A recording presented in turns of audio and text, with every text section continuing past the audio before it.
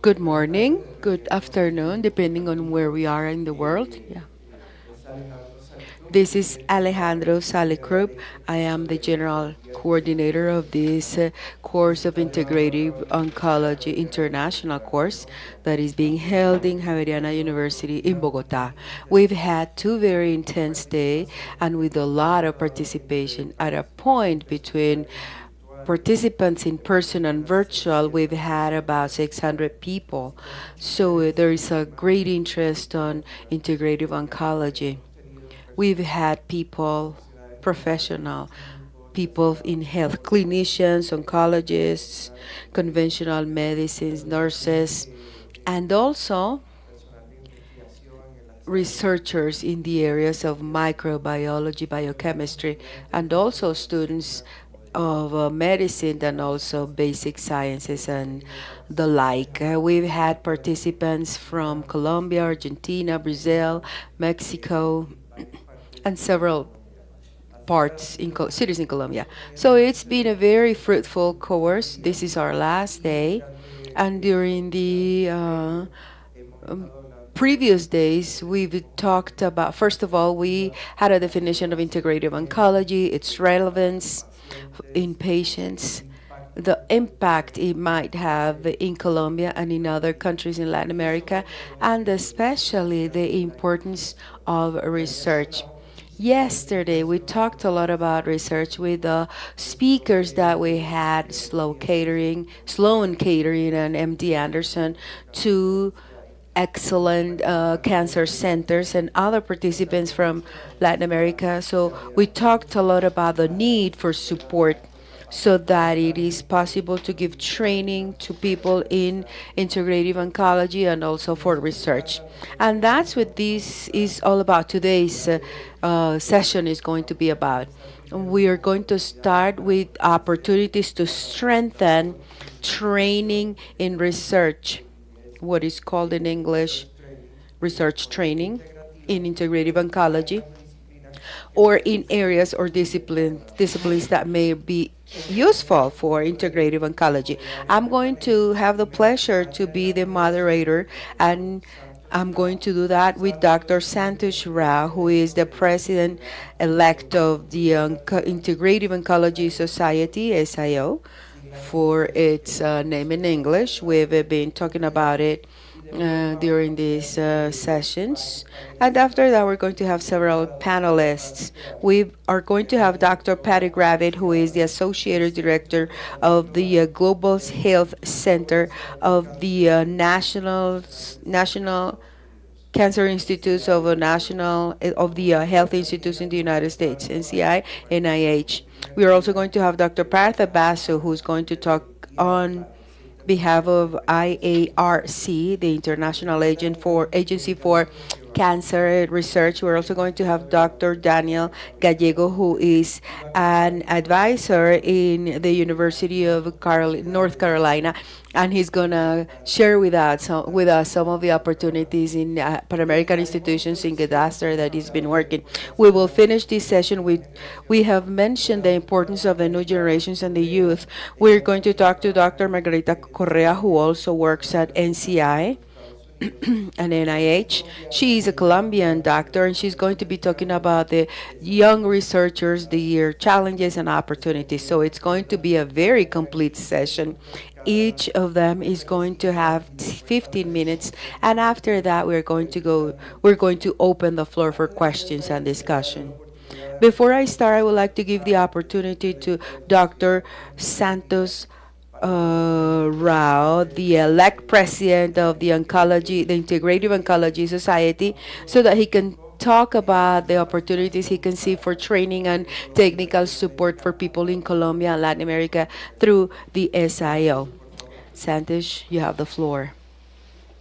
Thank you, Alejandro, and thank you for inviting me. I want to, yes, okay, we'll figure that out. Um, so, the Society for Integrative Oncology is an international organization that, Alejandro and I are part of. And during with this organization, we're partnering with countries around the world to help stimulate research and development of clinical integrative oncology programs around the world. Some of the ways that the Society for Integrative Oncology can help programs and countries is through mentorship and our global task force. We have local representatives and regional representatives that help work together with people from around the world to direct activities such as research and how is best to conduct successful research, get funded.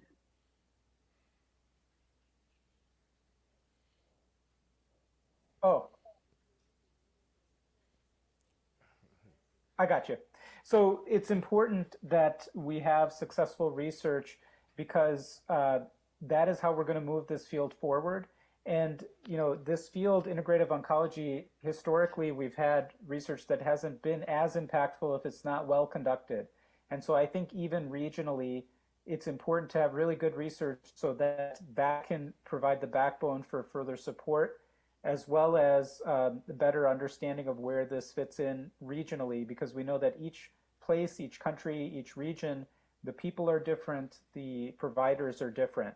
And so it's important that we know how to apply integrative oncology in this specific location with your specific population. And we're very interested in helping. Thank you for inviting me. I'm happy to be part of this conference as we build a network and can help link people together. Thank you, Santosh. I know about your commitment to the... Ay, perdón. Tengo que hablar Spanish, I'm sorry. Santosh. No, not him. Gracias, mi cédeme Thanks a lot. I know about your interest in developing to internationalize SIO a little bit more, and we're working together on that. We have a workshop in Europe, in Cyprus, and the idea is to replicate that in Latin America, Asia, and other regions in the world.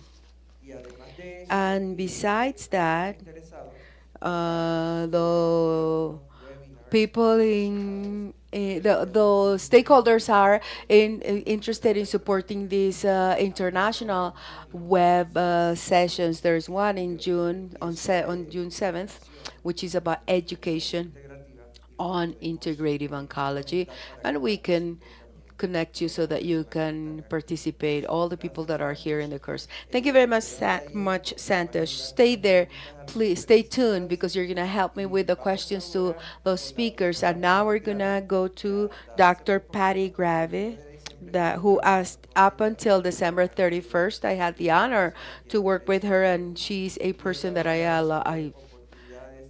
love a lot. And she's going to talk about the opportunities in the NCI and NIH in the United States. Patty, you have the floor.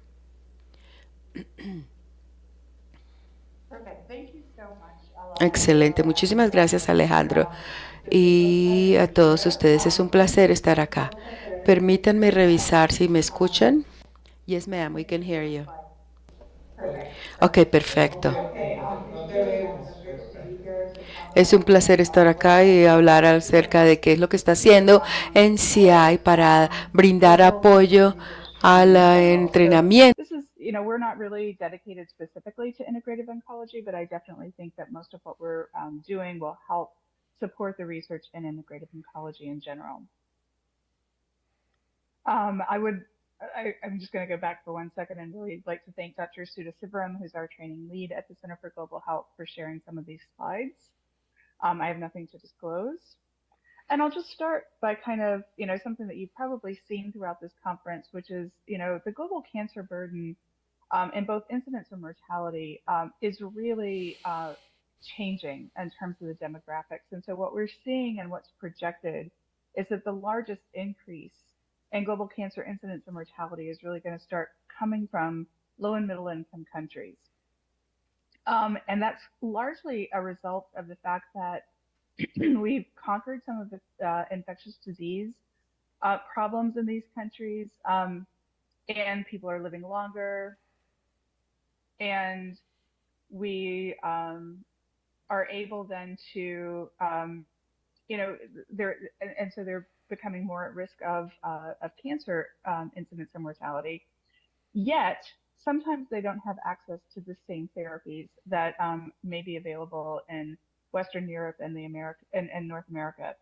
And so one of the ways that we can approach this burden of cancer is really to look at, what we can do in terms of integrating natural therapies and other kind of alternative and complementary medicine therapies with the Western medicine approaches. And what we would need to do that is to make sure that we have highly trained investigators in countries where this is going to be the most relevant equipoise and clinical research for the day in terms of addressing cancer according to local circumstances and resources. So what I'll talk about in the next session is about, our strategic plan at the Center for Global Health. We are prioritizing research training, dissemination, and partnerships. But right now, I'm really going to focus on the research training aspect of what we do. We support cancer research training that enables equitable, impactful, and scientific collaboration with global partners. What we have decided in the last 2 or 3 years is that we're really going to be very LMIC focused, low and middle income country focused in our research training and our research, because we believe that's essential to ensure that the research is designed with the local needs in mind.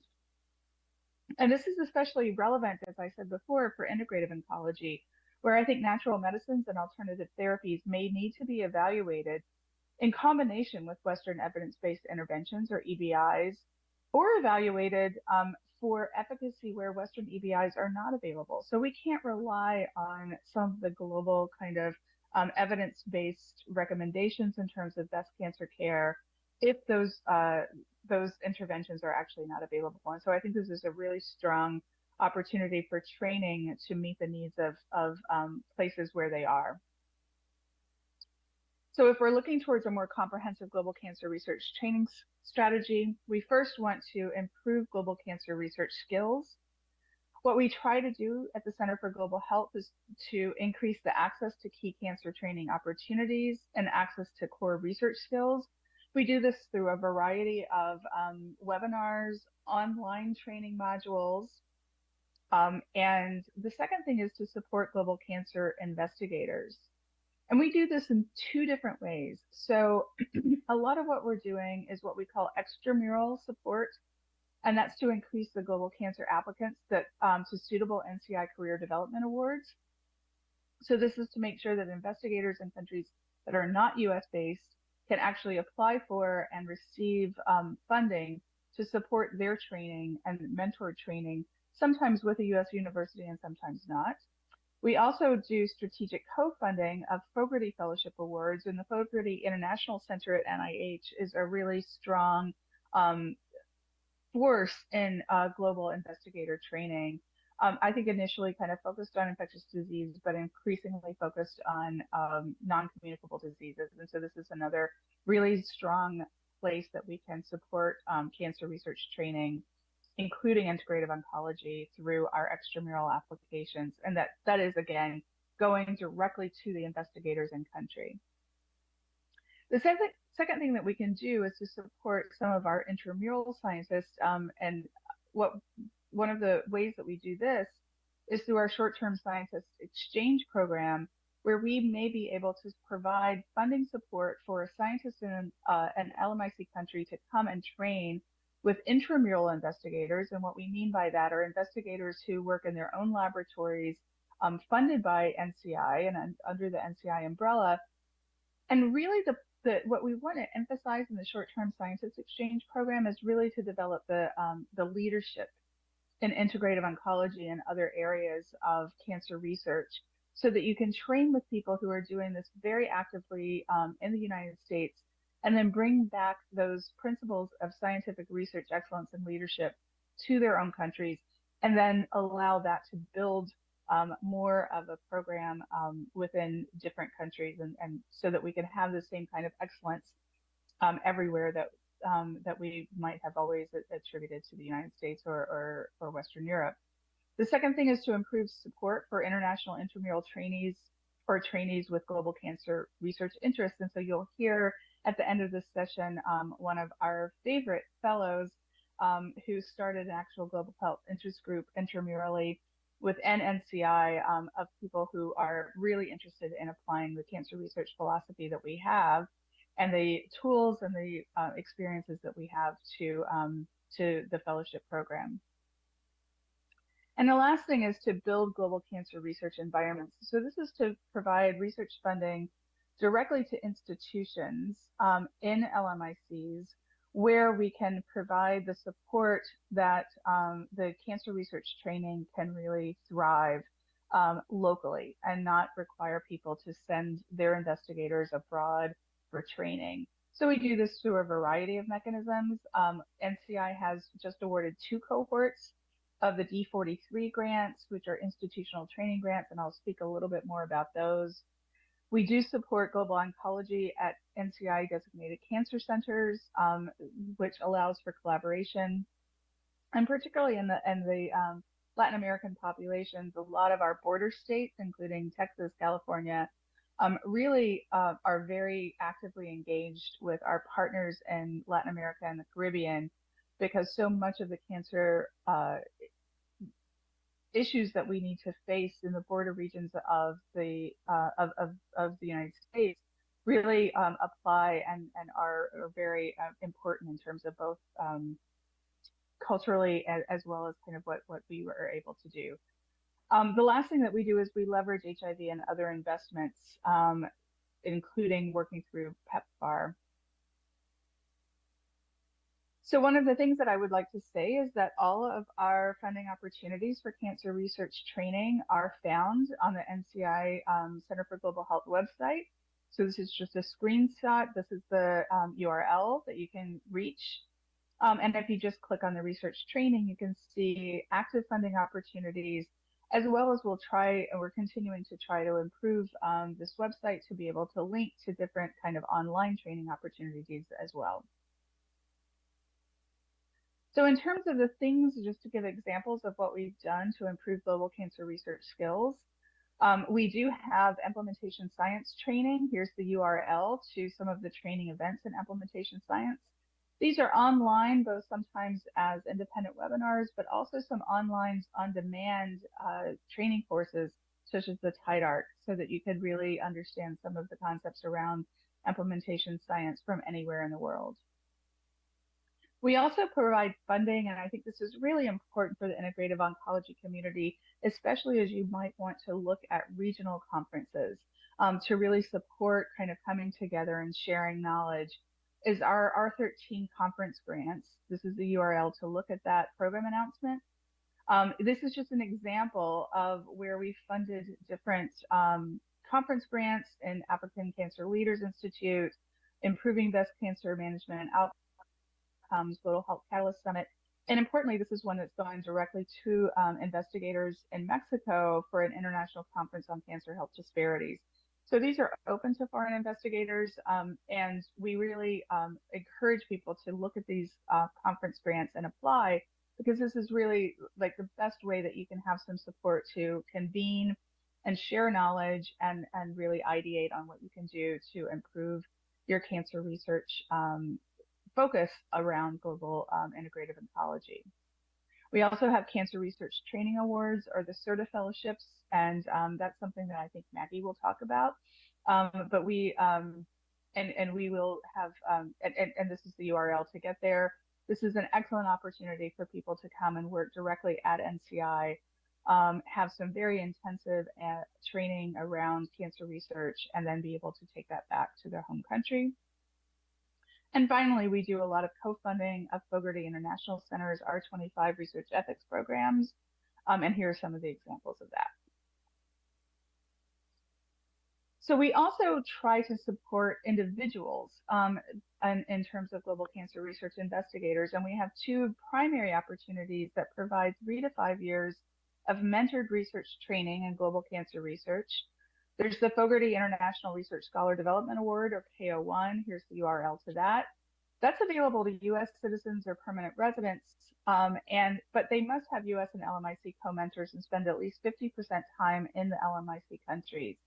I think this is a great opportunity for some of the people that you may be initiating collaborations with, and you want to build a program with U.S. institutions.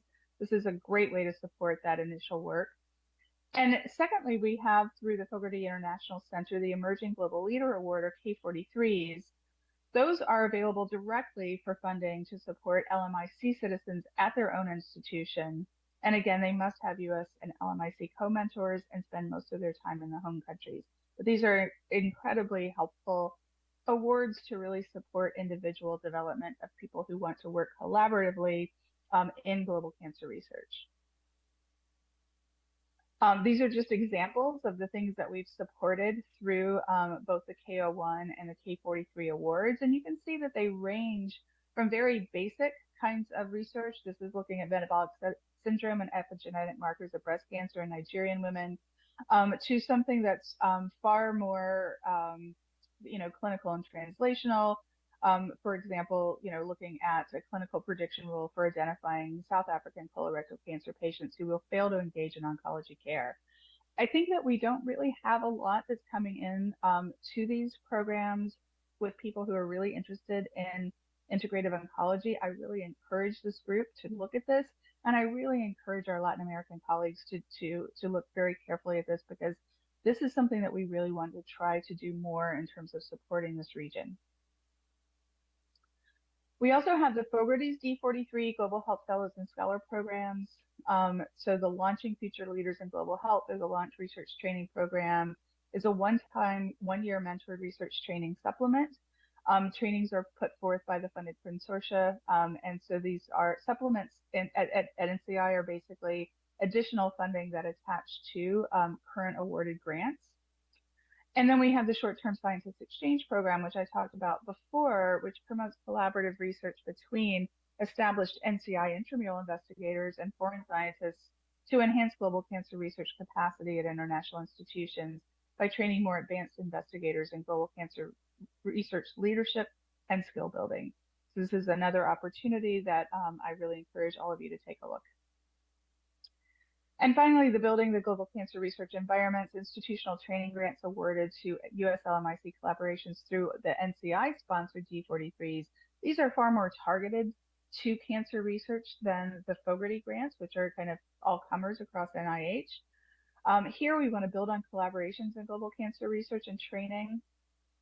This G43 mechanisms, they support a broad range of trainees, pre and postdoctoral training of both US and LMIC scientists, because we really do believe that collaboration is essential. Long-term training could be providing a degree or certificate, which includes mentored research experience. But we also offer through these D43s medium-term training to just make sure that people develop specialized research skills, like even clinical trials management. And then short-term training, less than 3 months, which really are very research relevant capacity building. For example, going and having some training to do some new technologies. We facilitate research leadership and mentorship at the US and LMIC institutions. And we provide, importantly, I think, through these D43 awards, durable funding. So 5 full years to allow multidisciplinary training programs to address cancer research priorities in LMICs, really setting a foundation for a longer-term training activities that are really led by the LMIC institutions themselves. And I think that this would be a fantastic opportunity for people who are really engaged in the integrative oncology space to try to find some ways to support growing their programs. The training research topics, areas of training relevant to US LMIC research collaboration can really cross the entire spectrum. So etiology, prevention of control of infection-related cancers, et cetera, all the way to integrative oncology.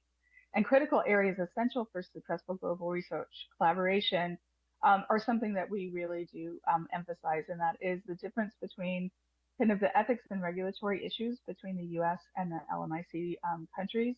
These are some things that are kind of shared learning, bidirectional learning, that helps all of us know how we can best serve the needs of the public in terms of conducting ethical research in global oncology.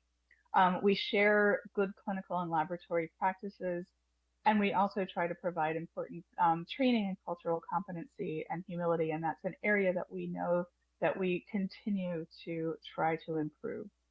And so feedback on that to us would be really important. Just to show you our current NCI-funded D43 program, you can see the U.S. institutions and where they connect to the LMIC environments. One thing that I'd like to point out at this particular conference is we only have one connecting an institute at UC Davis with Peru and Colombia. We'd really love more representation in these programs from Latin America. And so, contact me or others at NCI. Alejandro knows all the people that we work with, so that we can help to, help you to prepare strong applications, because we'd really love more representation in these training programs. And finally, we do support convening opportunities for LMIC cancer research. One example is the International Integrative Medicine for Cancer Prevention and Cancer Management conference that was held virtually at the last minute, I think, in 2020, with multiple partners in the US and over 700 participants from a variety of countries. I think this was a real kind of, vanguard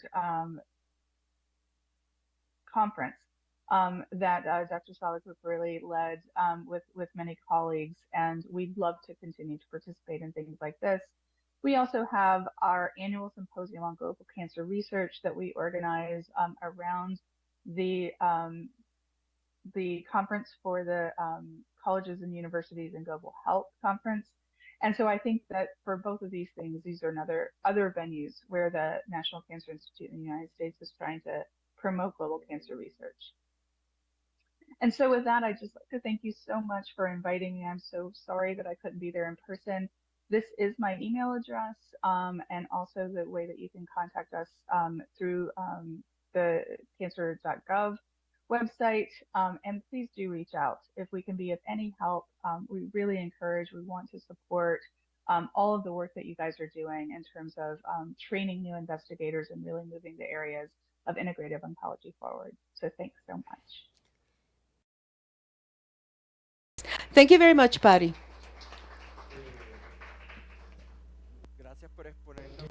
Thank you for showing us a lot of opportunities sometimes are not taken advantage of. I have to tell you also that based on your experience, Patty worked for many, many years in a Peruvian project, and she has a genuine interest in having more grants in Latin America and in the Caribbean, and we will be talking about this in a little while. I'm very pleased that Patty mentioned the training topic in the implementation science area, because our next speaker is Dr. Partabasu. That's one of the items that he mentioned, the importance of being trained in implementation sciences to expand, to enlarge the investigation in integrative oncology. This has a lot to do with improving in public health interventions, to research and how to improve the public health interventions, and sometimes change clinical practices or policies. And how is this done? Through research. Our next speaker is Dr. Partavasu. You already know him. He was on our first day. IARC is not a funding agency. It's an agency to supporting research. But in the training area, she mentioned on the first day that they have a program, postdocs training, and Dr. Basu opened this on oncology, integrative oncology area. Parta, Ya puedes comenzar, Parta. Thank you so much, Alejandro. Good morning, everyone. And hello, Patty. Lovely meeting you virtually at least. And then, as I mentioned in my previous talk, that one of the major research focus should be implementation research or implementation science research. And this implementation science is something new, and but then it is very important when you are bringing in new intervention into the health system.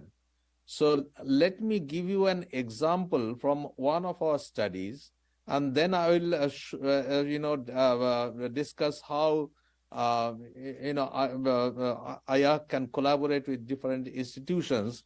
So let me just share my screen. It will be a very short presentation just to give you an example.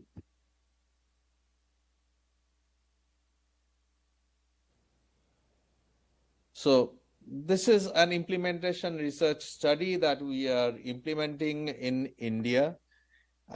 In India, just like many other low and middle income countries, there is a major problem in late detection of the common cancers. So that is a major problem that we want to address. We know there are several evidence-based interventions to address this problem of late detection of cancers. So one of them, of course, we know that, if you can educate men and women about the early symptoms and signs, it works. If you can make sure that the delays in the diagnostic pathway, these can be minimized, it will work in improving the stage distribution. But then how do you do that in a real health system, especially in a large country like India, where the health system is highly variable? So here, what we did was we worked with multiple institutions. As you can see here, there are partners, international partners. There are multiple national partners. So as Alejandro rightly mentioned, that we are not a funding agency, but then we collaborate with organizations. We work together to develop a research plan, a research protocol, and then we apply for grants. And then this particular study is supported by Global Alliance for Chronic Diseases, which will be very much interested to fund research in integrated medicine, and it's always an open call. So just like NIH, the GSCD is another important source of funding for integrative medicine. So I'll just skip this. So how is this project designed? So as I said, the primary aim of this project, so that is what we need to do first. So what exactly we are going to address? The main thing we are going to address is that how to improve cancer outcomes for oral, breast, and cervical cancers in rural population in India. So why did we take these three cancers? Because these are the most common cancers in India, and these three cancer sites account for about 60% of all cancers in Indian population. So we focus on these cancers, and we know that these cancers are often diagnosed at stage 3 or stage 4. So that is what we want to address. Now, there are some secondary aims. Understand and redesign pathways to access interventions and definitive care. I'll come to those secondary outcomes. So this is how the project has been planned. First and foremost thing, as I said, in implementation research is to have stakeholder engagement. Without stakeholder engagement, you cannot do an implementation research. You need to understand how does the policymaker or a program manager make a decision, whether the new intervention that we think will be great, whether they also think that it is great or not. Similarly, whether what will be the acceptability of the population. So even the patients, the patients' relatives, the general population, they are also part of the stakeholders. So you'll have to get the stakeholders in place if you want to do an implementation research. So, and how to get those stakeholders? There is a standard way of doing that. So you'll have to learn how the stakeholder mapping, engaging with the stakeholders. Now, always it starts with understanding the local context. So you will have to, so what we are going to do, we are going to do a situational analysis.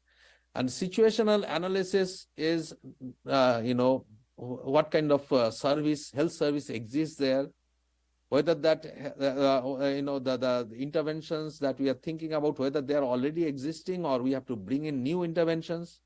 We'll have to think about the capacity of the health system to sustain that intervention. And most important thing is, what are the barriers? Because there are several barriers to access interventions. So, for example, you can make an intervention available. Say, for example, you make acupuncture available in the primary care. Fine, that is available. But is it accessible? Accessibility is dependent on many factors. Say, for example, distance of primary health care center from the patient's home. It can be dependent on whether there is a supportive system for the patient to come to the center and get that intervention done. So it may be affordable, it may be available, it may be accessible, but whether it is affordable or not, that also you'll have to look at it. So you'll have to look at the barriers to access the care that you are thinking of bringing in the health system. So that is what is situational analysis. So that is the first part. We try to understand the context. Then the intervention. Here, the intervention or the implementation of the intervention requires some operational plan. Say, okay, fine, acupuncture, you want to introduce in a primary health care. Who will be the persons or who will be the healthcare providers that will be trained to provide this service? How many numbers would be required to provide the services? How many days will they be providing the services? Where will this service be organized in a primary health center? You will be in an OPD, outpatient department, where regular patients come, or you want to do a separate arrangement? So all these operational plans need to be designed along with the stakeholders. You as a researcher cannot decide that, oh, okay, this is how things will work in a primary health center clinic in Colombia.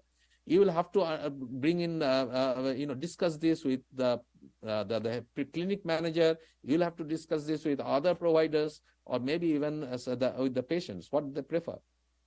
So you design that. So this is what we are going to do as a second step. We want to do the design an implementation strategy that will probably include primary health care providers education. We'll have a navigational system. We will see how we can strengthen the diagnostic care, and then we have to evaluate this. So once we put all these things in place, we'll have to evaluate and try to see how it works in a real health system. So difference between intervention research and health system research or implementation research, core difference is that while for intervention research, we can set up everything ourselves. We have big amount of funding. We get a new team of researchers. We set up a clinic maybe, but then here you will have to build your research into the existing health system. So that is the good thing of implementation research, but sometimes that can be challenging. So you evaluate that, and then also you look at the sustainability and scaling up. There is again a definite way how you understand sustainability of an intervention. So these are just the packages I talked about. We'll do the stakeholder engagement. We do the contextual factor assessment. We'll do a capacity assessment of the health system there in the area where we want to implement the project. Then we design an intervention plan or operational plan. We will implement that and evaluate that. And also we look at the sustainability and scale up. This also includes cost effectiveness analysis. So this is a very typical implementation research, and there are several different models that are used for implementation research. One of those is this PRISM model. So what does this PRISM model talk about? Say, for example, you first identify your problem statement. Your problem statement may be patients have a major barrier to access diagnostic services in secondary care. In India, we found that in the district hospitals, the patients that they get delayed to get the diagnostic care because of several reasons. So what we are going to do first so we'll have to identify an intervention.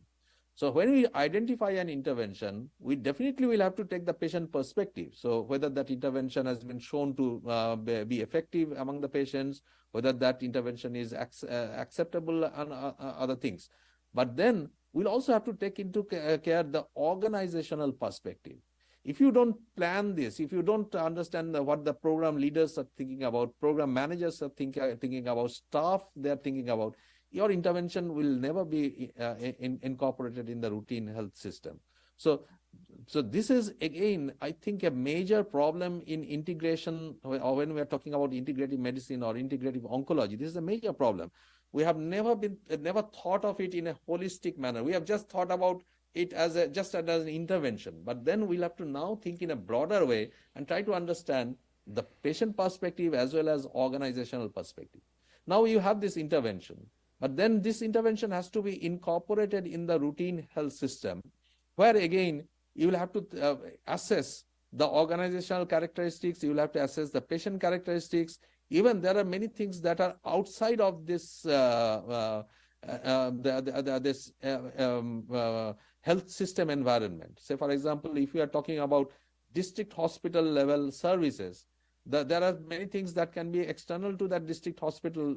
This thing, maybe if in a particular year in that area in India there is some kind of war or some kind of financial calamity, something happens that will impact all these things. So we'll have to think about that, and then we will have to evaluate with the implementation research outcomes. So these are the implementation research outcome: adoption, implementation, which is reach and effectiveness, and maintenance. So this is implementation research is now a full-grown science, and there are many training opportunities that are available now.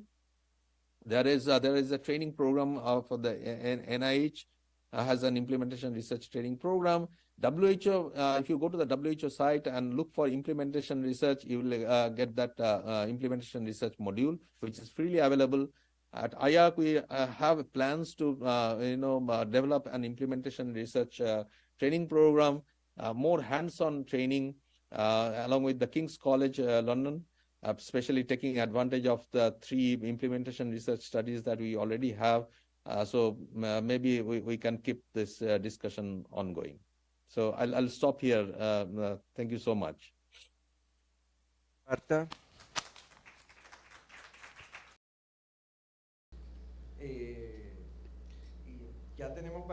We already have several questions for Patti as well as Dr. Partha, but we will continue with our next 2 conferences.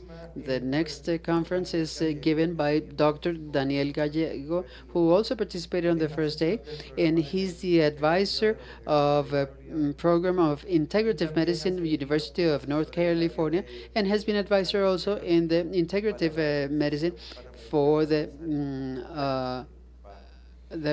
PAHO organization. Daniel is going to be talking about training opportunities at the Pan American level. Daniel, you have the floor. Thank you very much. Muchas gracias. Thanks again. De nuevo, gracias, Ale. Hopefully you're seeing my slides now. And it's great to hear, to have the opportunity of going after the previous presentations, because I think it's a good complement to especially what Patti was mentioning in terms of research opportunities for Latin American researchers. So the fact is that in Latin America, as in the rest of the world, traditional complementary medicine has been acknowledged to be an important component of healthcare across the world. Yet the integration into health services and health systems is lagging a little bit behind, and we see that as well in integrative oncology. There are important frameworks that support the approaches for integration at the healthcare systems and services level, mainly coming from the WHO, that started to be developed since the Alma Ata Declaration in 1979. And we have been seeing an expansion on the number of national policies and legislations that aim to support and to give national frameworks for the integration of traditional and complementary medicine in these health services and systems. And it is also important to know that in Latin America, in particular, and in across the world, uh, there are many uh, there are many uh, uh, the, there are many names that have been used for traditional complementary medicine. I'm realizing that I'm speaking in English, but I should be speaking in Spanish. Disculpas. Hay una gran diversidad de conceptos en medicina tradicional, en cómo se concibe el campo de la medicina tradicional y complementaria. En América Latina, in Latin algunos America, países han and utilizado some countries have used diferentes, different acercamientos conceptuales. Y es conceptual importante tenerlo approaches. en And this is cuenta important to bear in dentro mind de los procesos de generar eh, when generating procesos de investigación. research Eh, processes. en el contexto latinoamericano, In the Latin American hay context, diferentes niveles de there are formación en different levels medicina of training complementaria, in tradicional e complementary and integrativa. traditional and En la integrative mayoría de medicine. los In the great países majority of countries, hay educación no there formal is en diferentes non-formal niveles education de diferentes cursos. the, Hay with courses. también algunos There's programas also de some pregrado. Por post ejemplo, en Brasil hay programas de postgraduate naturología, training osteopatía, degrees bueno, hay in programas Argentina, Brazil, de Cuba, medicina Colombia, renal. Peru, Hay algunos programas master de nivel programs, intermedio intermediate como las programs especializaciones like que conocemos en specializations, Colombia, well programas known in de Colombia, maestría master y programs, programas de doctorado and doctoral y programs, research fellowships, residencias clínicas y clinical fellowships. specialty. Y la mayoría de The los great programas que majority existen of the existing programs para capacitar habilidades clínicas en for medicinas tradicionales y clinical complementarias incluyen skills in the en algunos complementary medicine, aspectos including some aspects intervenciones de oncología integrativa, pero integrative no oncology hay interventions, but there programas are no en América programs Latina, in no Latin hay America programas dedicados específicamente devoted a la specifically formación to en training oncología in integrativa y integrative particularmente oncology, a la especially investigación y with emphasis on research. lo que hemos visto es que What we've algunas seen so far is that instituciones in some institutions, quienes, quienes realizan those investigación en who oncología integrativa perform en Latinoamérica integrative oncology research in Latin generalmente America, se han formado generally en el they've been exterior trained o, abroad o realizan or investigaciones en este campo a have través research in this de field alianzas. Por eso es through importante lo que Patti the mencionaba NCI. That's why de it's so important what Patty para, mentioned para la generación de for the proyectos to conjuntos create entre joint programs instituciones. between institutions and the Uno de los aspectos, una country's de las health system. dificultades One of the para difficulties investigación en oncología for integrativa en integrative Latinoamérica oncology es la research in Latin America infraestructura de is sistemas hospitalarios. the research infrastructure in Sabemos general. que en los países We de know Latinoamérica that in Latin existen American grandes countries there are diferencias great entre los differences países between the en la countries capacidad de investigación. in their research capacity. Algunos países, Some countries, particularmente Brasil, especially Brazil, tienen grandes have capacidades. great Hay países capabilities, intermedios but y hay there are países intermediate donde countries and las countries where capacidades de investigación the research son capabilities are very incipientes. incipient. Y como mencionaba, As en América I Latina, mentioned in Latin los America, programas dedicados the programs devoted to oncología integrativa son muy integrative escasos. Se oncology are destacan very los programas de formación scarce. clínica del Hospital Albert We Einstein can highlight the Albert en Sao Paulo, Einstein Brasil. Hospital in São Paulo, Los Brazil. programas de formación Those are the continue training programs, and they have included some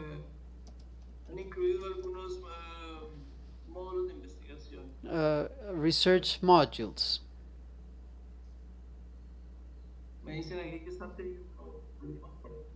I'm being told that you have some problems with the internet connection. Can you please confirm if you have a firm internet connection or not? Sí, Comes te and goes. escuchando bien, sí,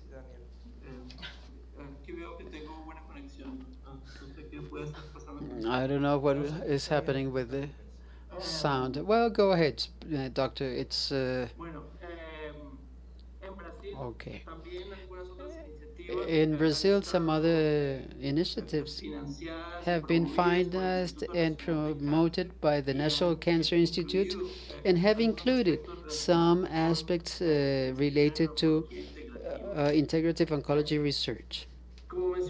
As I mentioned before, it's important to take into account the range of possibilities for the training in integrative oncology. Are those programs available in the USA with some problems with access? The clinicians and researchers in Latin America for these programs, it's important to know that there are, for example, University of Michigan has a program on training of researchers in integrative oncology. And there are some other programs of self-learning, like the program Andrew Wells Center has.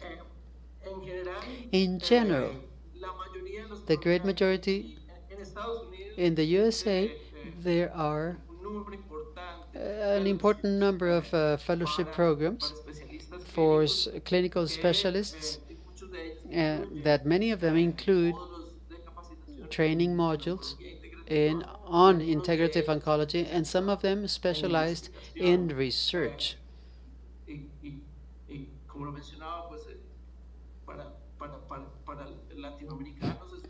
For Latin Americans, it's a bit difficult to be able to have access to these programs, but some of these programs have scholarships and some mechanisms to have access to these programs in a easier way for foreign researchers. It's also important to highlight that the Lung Cancer Center Catering, it's developing a fellowship in integrative medicine, and this is one of the most important centers of integrative oncology, which will be available next year. For researchers in Latin America, due to the difficulty of the existing infrastructure in our countries, sometimes it's difficult to be done, so we have to do it ourselves. In this regard, we have to be paying attention to the existing resources of self learning in the internet. I wanted to mention the resources for in researchers that there are in the integrative health, which are very useful resources and do not represent a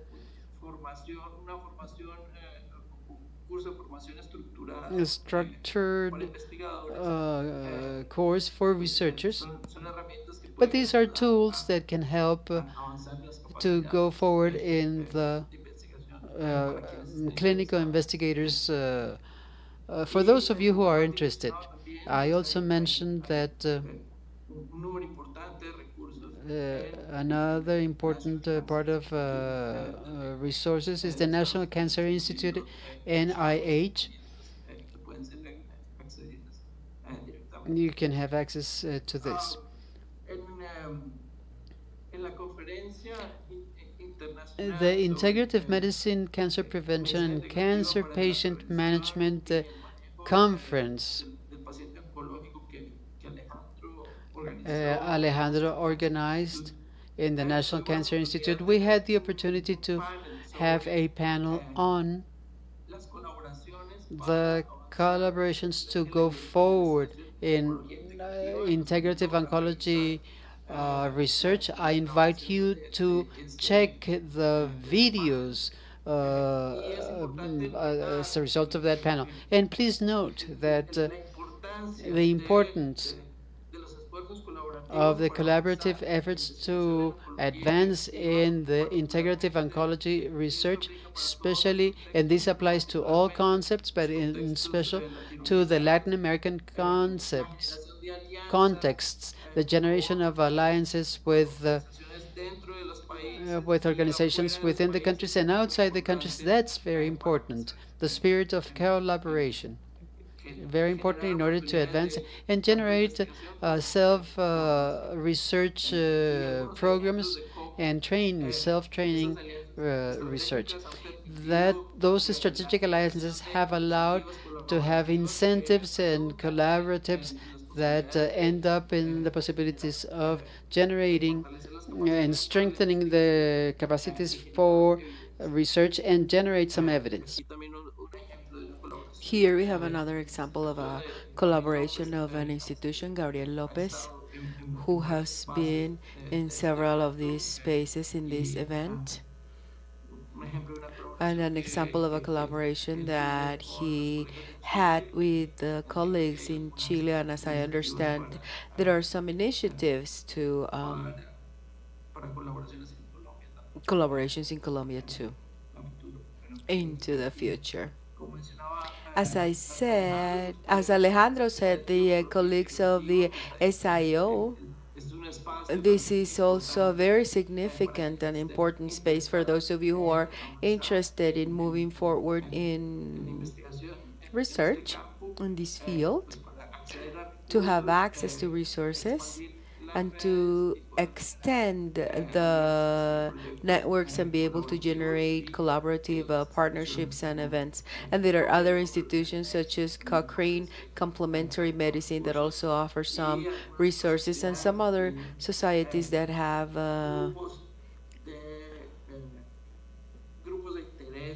stakeholders groups where various professionals get together in order to generate support networks and facilitate the carrying out these collaborations. To close, I would like to say that in order to generate collaborations, there is no exact formula, but it is important to have a clear vision of what you want to work on and to generate common objectives and have communication skills to clearly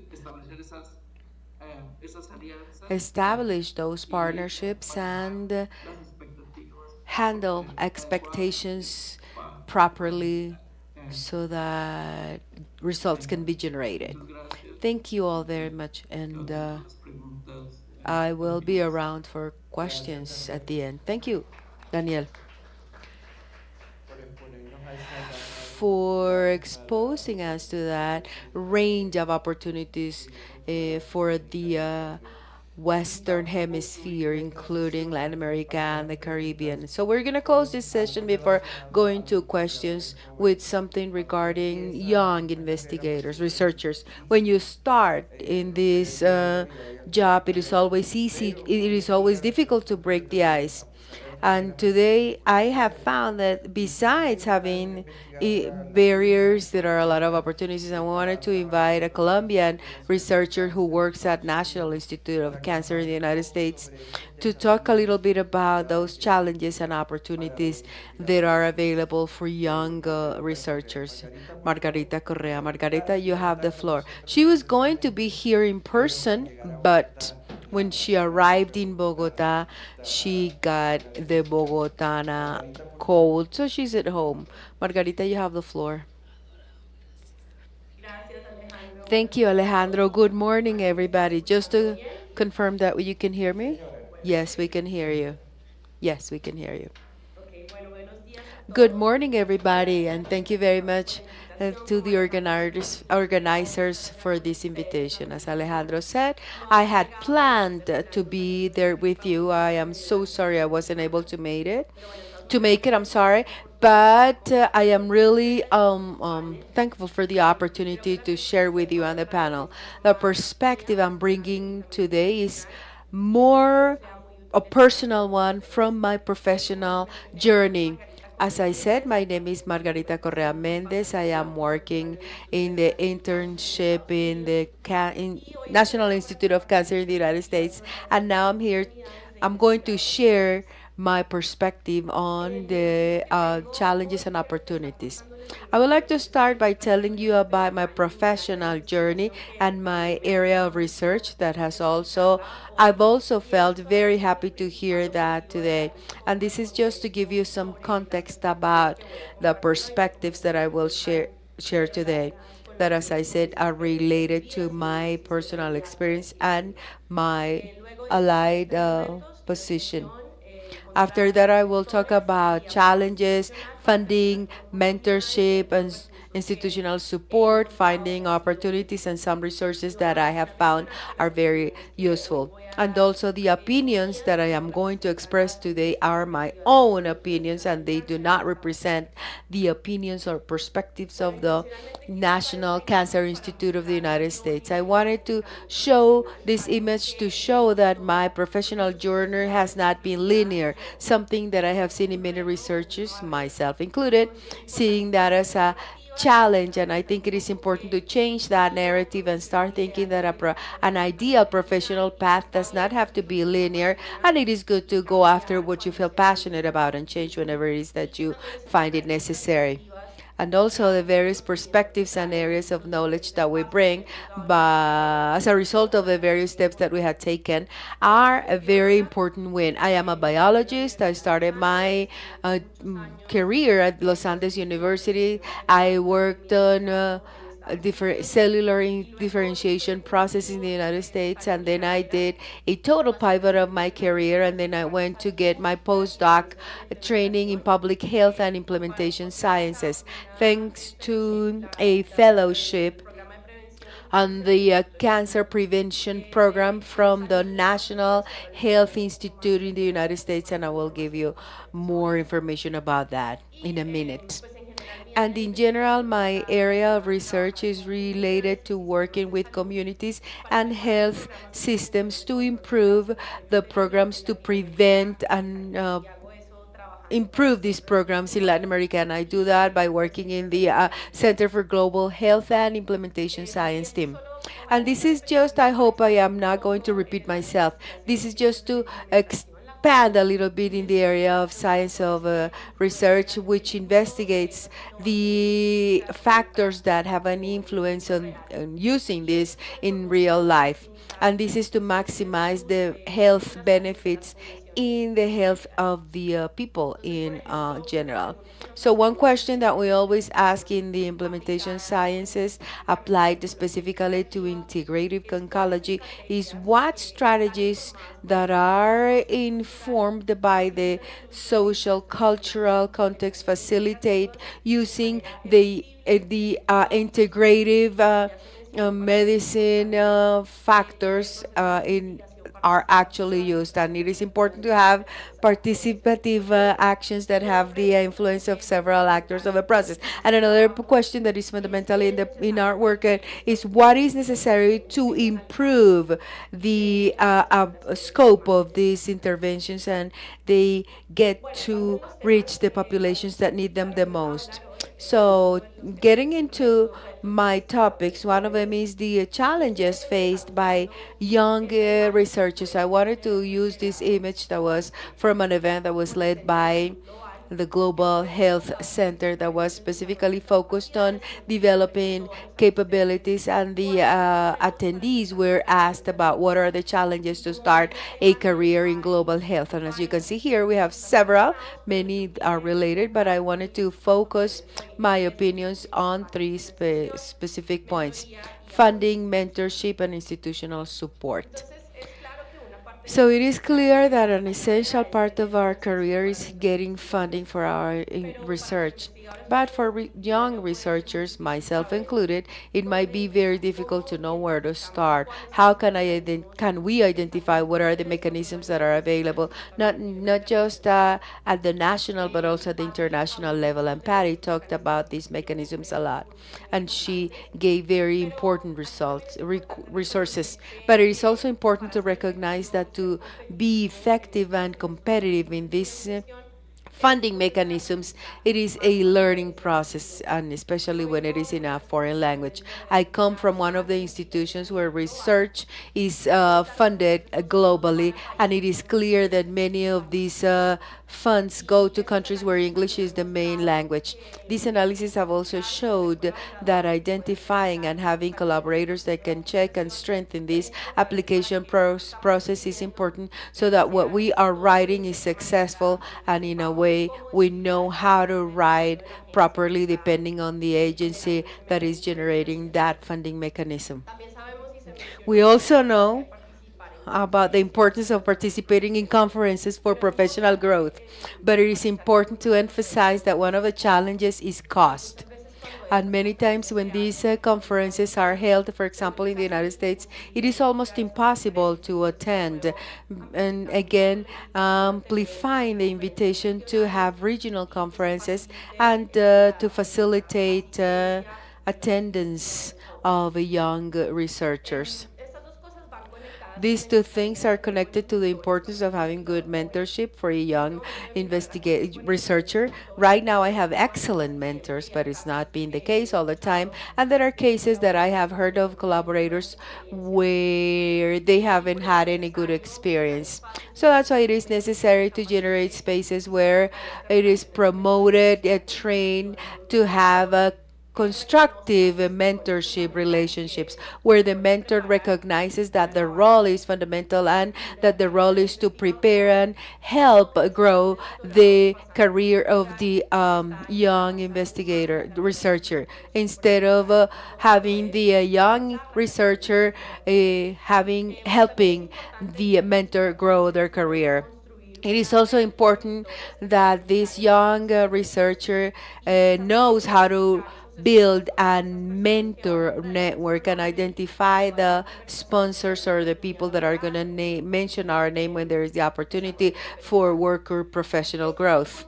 These 2 points, finance, funding, and mentorship, need institutional support that needs to be focused on young researchers. It is fundamental that the institutions where young researchers are receiving the training generate the opportunities and spaces that are specifically devoted to facilitating, identifying, for example, what are those funding mechanisms, or having a guided process to apply, write with feedback and all that.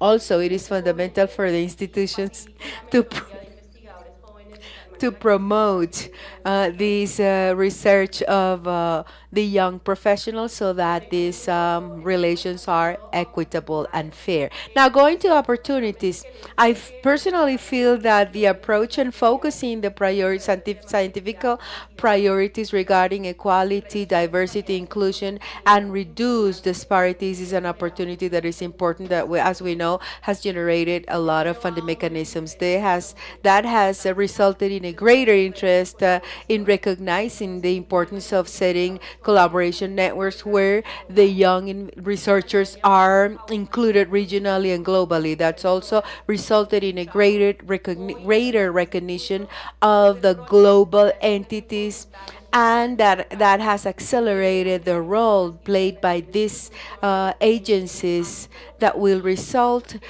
in having research that will work regionally, and understanding that this calls for resources. And as we see, that is something that is moving, and that a lot of opportunities are being generated to build a lot of capabilities to do a better job. I don't have time to go into the detail of this article that was written by Dr. Jumal, that we have heard about in this course, and other collaborators that also have participated it here, but I just wanted to show you that this is a great resource that shows several opportunities for funding and developing and growth of capabilities that are focused on integrative complementary traditional medicine. And here's the link in case you want to check it. And now to close, I want to leave three opportunities or platforms to develop, to grow capabilities, mentorship, collaboration, to set collaborations, and to exchange knowledge that have been very useful to me personally, but also for other people around me. First, the platform for capacity strengthening of the Global University Consortium. You log into this page and then you open opportunities to identify collaborators, areas for research and mentorships. So there is like a match between the mentor and the person interested in getting a mentorship, and also focused specifically in my research area, science of implementation. The Institute of Training in Sciences of Implementation, or TIDET by its name in English, is a very useful resource that has this type of information that has been really useful to me, considering that I am someone that does not come from the area of the implementation sciences, but from an area of basic science. And last, the Consortium of Implementation Sciences in Cancer, that offers opportunity to participate in work groups, including a group of action in global health. There is a equality context and a lot of other topics. And my invitation is for you to visit those pages. And if you're interested, log in so that you can participate in this event that is going to be held on October 4th and 5th. It is an opportunity to set collaboration and learn what's happening and bring the perspective that we have as young researchers that are very important. Something that I was forgetting, this also has a funding mechanism for small projects that you can apply for. And this is just to show you the page of the fellowship I am a part of, where applications are open. They are open till August. And if you have any questions, please do not hesitate to contact me, and I will, if I can help you in that application process or in any other question you might have, I will be glad to do so. Thank you very much for your attention and for the invitation. Thank you very much. Muchas gracias, Margarita. Bueno, hemos tenido Thank you very much, Margarita. So we have had a great panel, and here we have a lot of information. I have several questions that have been made by the people that are virtually present and also here in the room. tenemos una aquí, We have a Patty. Bueno, question here, Patty, Patty. me alegré mucho que I hablaras was sobre el really programa pleased de to hear you talk intercambio about the a corto exchange plazo, program in the porque a short veces term, es un because problema sometimes that is a para problem in latinoamericanos Latin America and in other que la gente places, esté because especialmente ya people, experta en carreras especially if they académicas, are already pues están in muy their desasociados y no academic deberían path, estar the aquí todavía institution, por it mucho shouldn't be that tiempo, way, tiempo does largo, not give them que the es lo opportunity to live for a pertinente para long que puedan time, hacer which ese would tipo de be emprendimiento. the Pero a best thing so veces that they can es have publications and posible all that. un But intercambio a sometimes corto you plazo can have a servir para short-term una exchange técnica, una where we metodología, can learn y about yo a creo que eso es muy technique or a inteligente y methodology. muy So I think funcional it is eso. very Ahora, prudent that you have mentioned that, programa relevant that you have también, mentioned that. algo que me Also pareció about the personalmente program, también something bien that I bueno, didn't que la know gente se, personally, que that son the las fondos RD3, para which are organizar the funds conferencias to que tienen organize algunas conferences instituciones, that por ejemplo, NIH and NCI have, institutos for asociados con el example, the entrenamiento, Integrative da una ayuda, Oncology pero si Society están always asks for disponibles one, para países but de knowing that they Sudamérica, are available for nosotros sabemos low and organizar una medium income conferencia countries, as o we un know, curso no es fácil. organizing a conference or Y a claro, course is not esto an es easy task. And un of course, subsidio que hay this is que a grant that solicitar con we casi need un año de to anticipación. apply Lo for with hace almost a year in advance. So if you're going to 2024 have that in solicitarlo ahora. 2024, you need to be Pero applying for that right now. recibiremos But ayuda you give de substantial money. I think it is 50, para una between conferencia. 50,000 and $70,000 for a Ahora, conference, and Patty, that is available. Okay, so mencionaste Patty, you el mentioned, programa de you talked about capacidad the institucional, institutional el capacity program T43 del T43 NCI, that así como NCI los is offering, programas as de well as desarrollo the institucional, programs for CARPA, institutional que growth deben fomentar juntos K43 procesos de faculty excelencia. has, where Pero NCI ellos contributes. sí, But I see two big limitations there, and that we have talked about, because they are governed to give to award these grants by the World Bank classification. And in that case, countries as Colombia and most part of Latin America and the Caribbean would not classify. What perspectives do you see from your great experience working with Latin America and who are relatively new in NCI and NIH? And that is very good because you have a different vision. I would like for you to talk about that to the benefit of the of our audience, please, virtually and present. Great. Yes. Thanks, Alejandro. I think that's a really important question. And it's something we struggle with a lot. And sorry, my cat really is a fan of integrative oncology, particularly acupuncture. So she's joining us. But yeah, I think that one of the things that we need to struggle with, I think, at NCI and NIH more broadly, is how we can acknowledge that the World Bank status of a country does not, necessarily represent kind of all of the contexts that are true, within a country, right? And so, a lot of high middle income countries, for example, have some serious resource constraints in terms of how they can, support training. And it would be, and it's a shame that we can't support those in the same way that we do other LMIC kind of settings with D43s and other things. So I agree with you. And I think that this is something that we really need to look into, and we will start to think very carefully about how we could expand our training opportunities a little bit more broadly.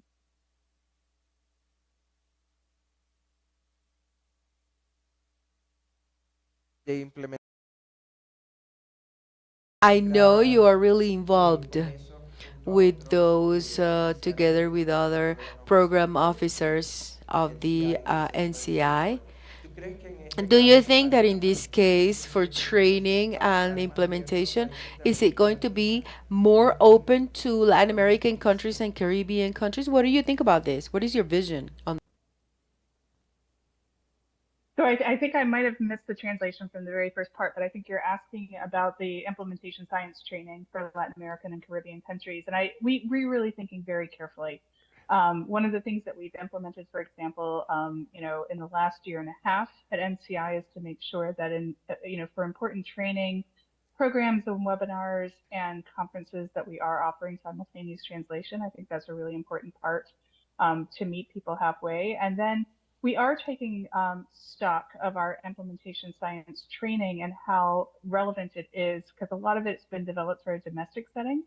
And so we're really trying to look at how we can adapt it more for Latin American and Caribbean settings. And one of the great things is we have some fantastic investigators in implementation science from the region.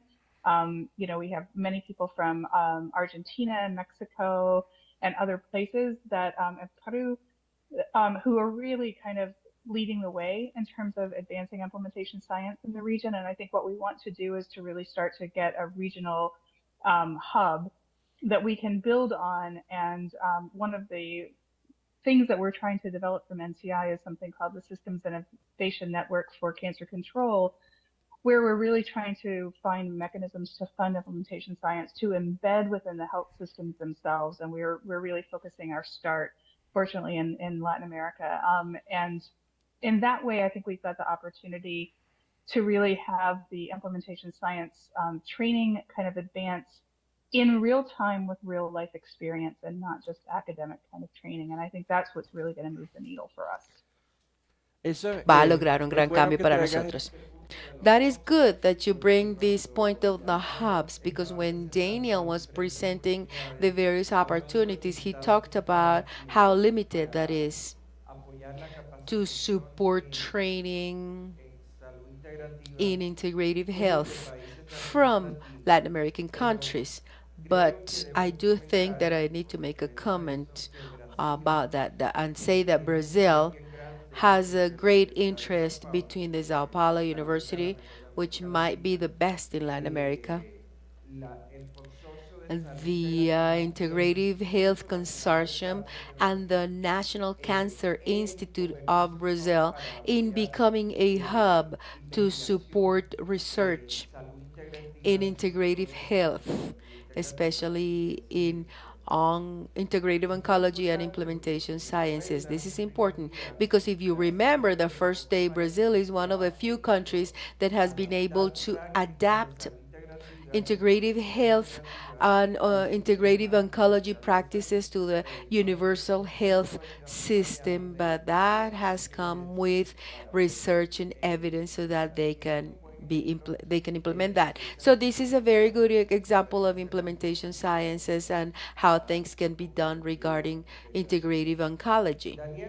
Daniel, you mentioned the integrative health program that we have here in Colombia. I understand that you're talking about National University's master's degree.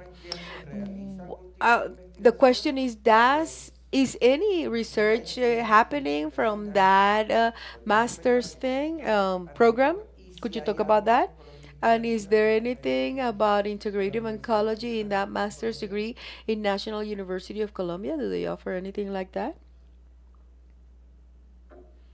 Sí, si entendí bien If I lo que understood your estaba question very preguntando well, fue Alejandro, el programa de la the Universidad the question Universidad is if Colombiana the de master's Integrativa. program of National Sí, University yo no recuerdo does it haber include anything visto about integrative oncology? una Yes. tesis. I don't remember having Puede, seen any puede que haya, thesis. Maybe I missed it. There pero, might be some, pero no but conozco I don't de primera know mano si alguno de los firsthand estudiantes if any of the ha students trabajado has worked en, en oncología in integrativa, integrative oncology.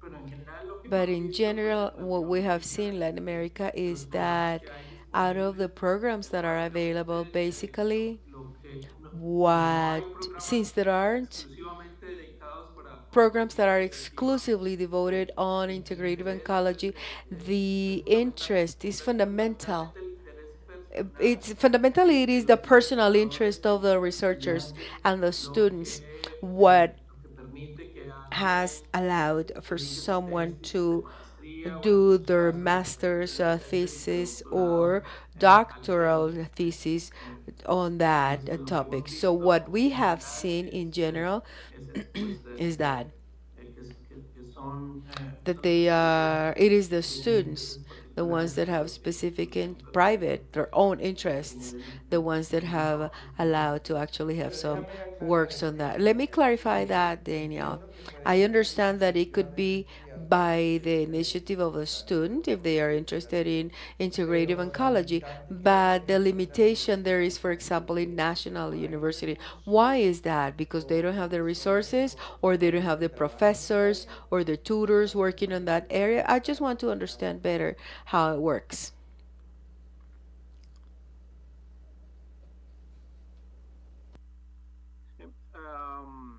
No, yo creo que simplemente el énfasis I think ha the sido más emphasis has been en la forma en que se ha more desarrollado generical. The el way I programa have seen the este evolution año. of the program, Más it is que un énfasis en more oncología integrativa, pues more than just an es un emphasis on énfasis integrative oncology, it en la is creación de emphasis on capacidades generating clinical, para generical clinical coordinar capacities to diferentes train the various therapeutic acupuntura, modes, terapia manual, acupuncture, neural eh, therapy, eh, terapias manuales, manual y therapies, homeopatía. and En cada una, homeopathy. In um, each one of those modalities, viendo I todas, understand hablo uh, de manera genérica todos they los are temas, all the incluyendo issues are temas de salud. generically approached, El including enfoque más the management and the approach of the oncological bueno, patient. no ha But habido as far as I know, there is no un énfasis directo direct emphasis on una subespecialidad. a por tanto, subspecialty, if you will. ya Okay, so está maybe if we look consolidado forward in the el short term, el doctor when we have Dr. Gabriel Lopez from MD ahora en este Anderson next month, he'll be here in Colombia. We might, set up a meeting with Dr. Belter and another associates to that master's degree. Partha, hablaste de un Partha, you programa muy talked bueno about en a very relación good al training servicio de program in implementación y implementation desarrollo sciences, de and you also programa talked about the topics. The program is in India. The question is, does IARC have any plans to do something similar in countries of Latin America and the Caribbean? If you could talk about that, please, Partha.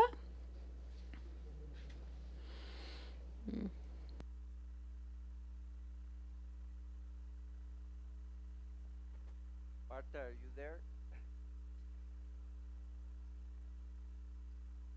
¿Salió? Ah, bueno. Parece que ya salió.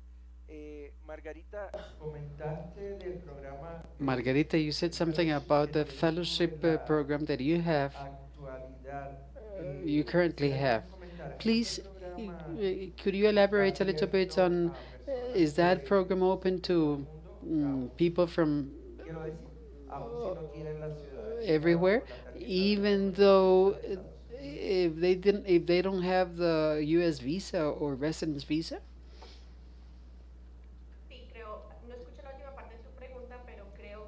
I wasn't able to hear the last part of your country, but I think it refers to requirements to apply to fellowship. Unfortunately, this is a training available for people who are residents or are citizens in the USA.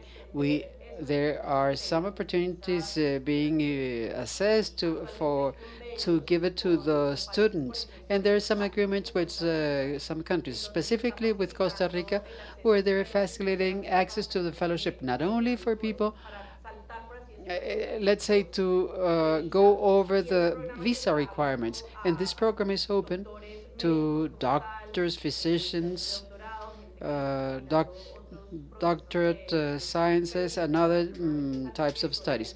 But this is something, unfortunately, right now it's just for residents or Gracias, Margarita. USA Hay una citizens. Thank pregunta you, que Margarita. hacía There's a question acerca de sent oportunidades de investigación about opportunities y for clinical research.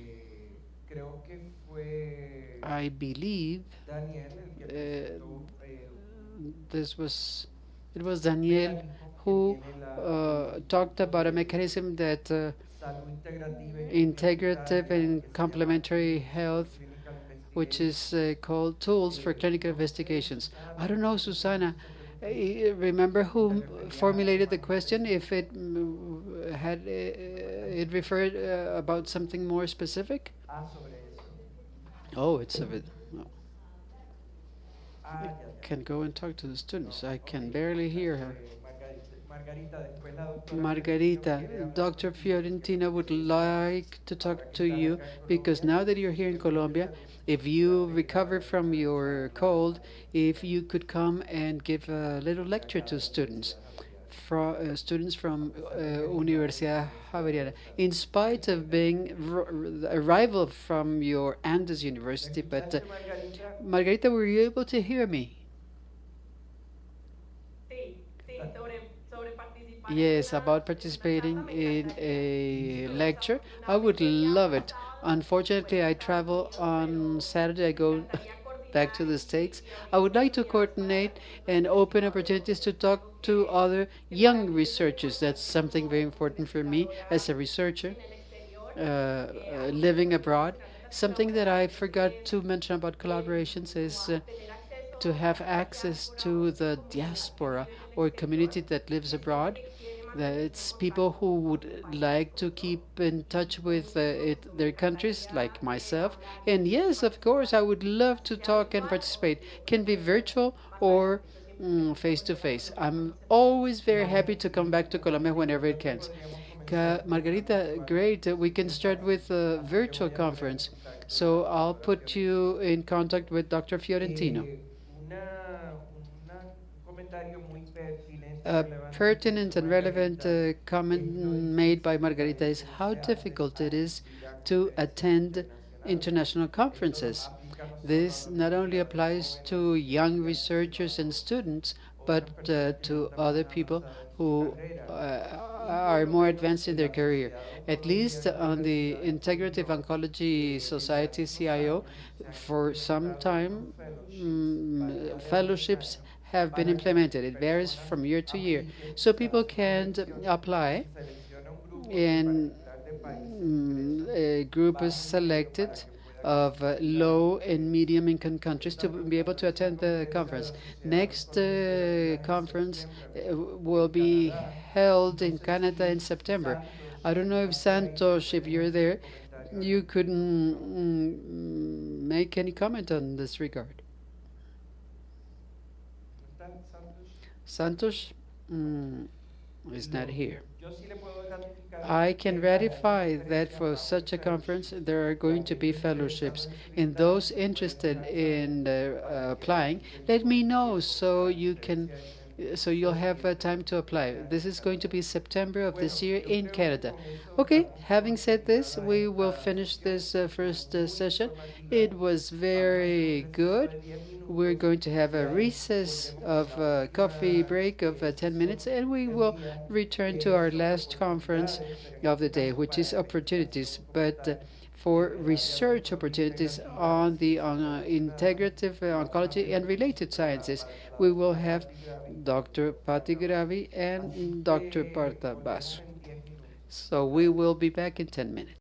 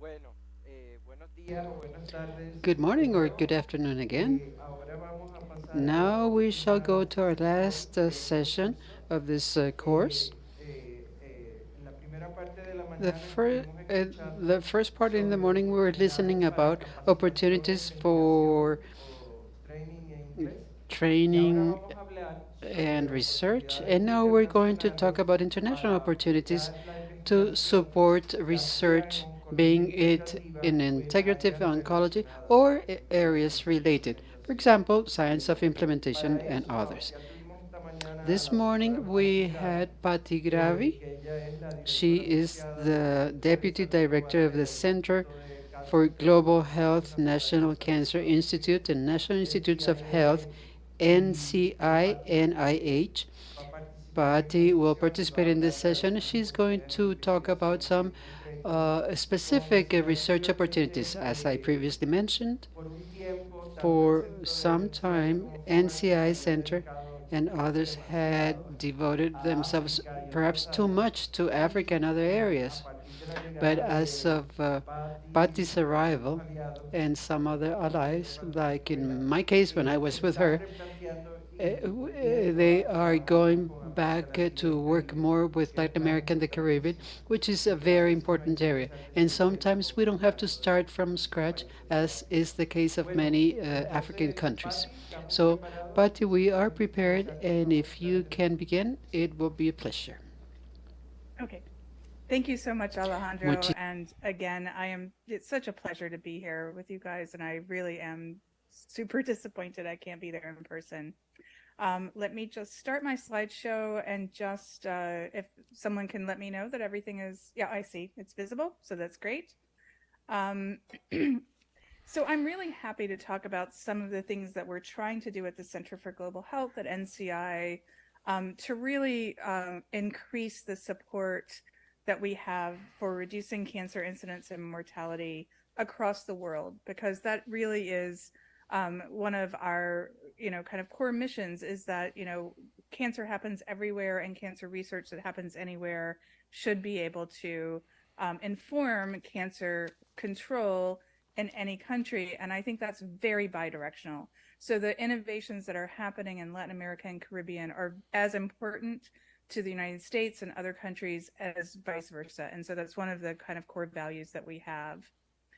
I'll start by just giving you guys a little bit of background to the National Cancer Institute in the United States and the Center for Global Health. So what you can see is the National Cancer Institute, which is currently led by our director, Dr. Monica Bertinelli, and has many different offices and centers, as well as 2 intramural divisions of cancer epidemiology and genetics in the Center for Cancer Research. All of the rest of these centers and offices are extramural, which means that they're really meant to support research that's conducted by investigators outside of the NCI. And that's really what I want to talk about most today.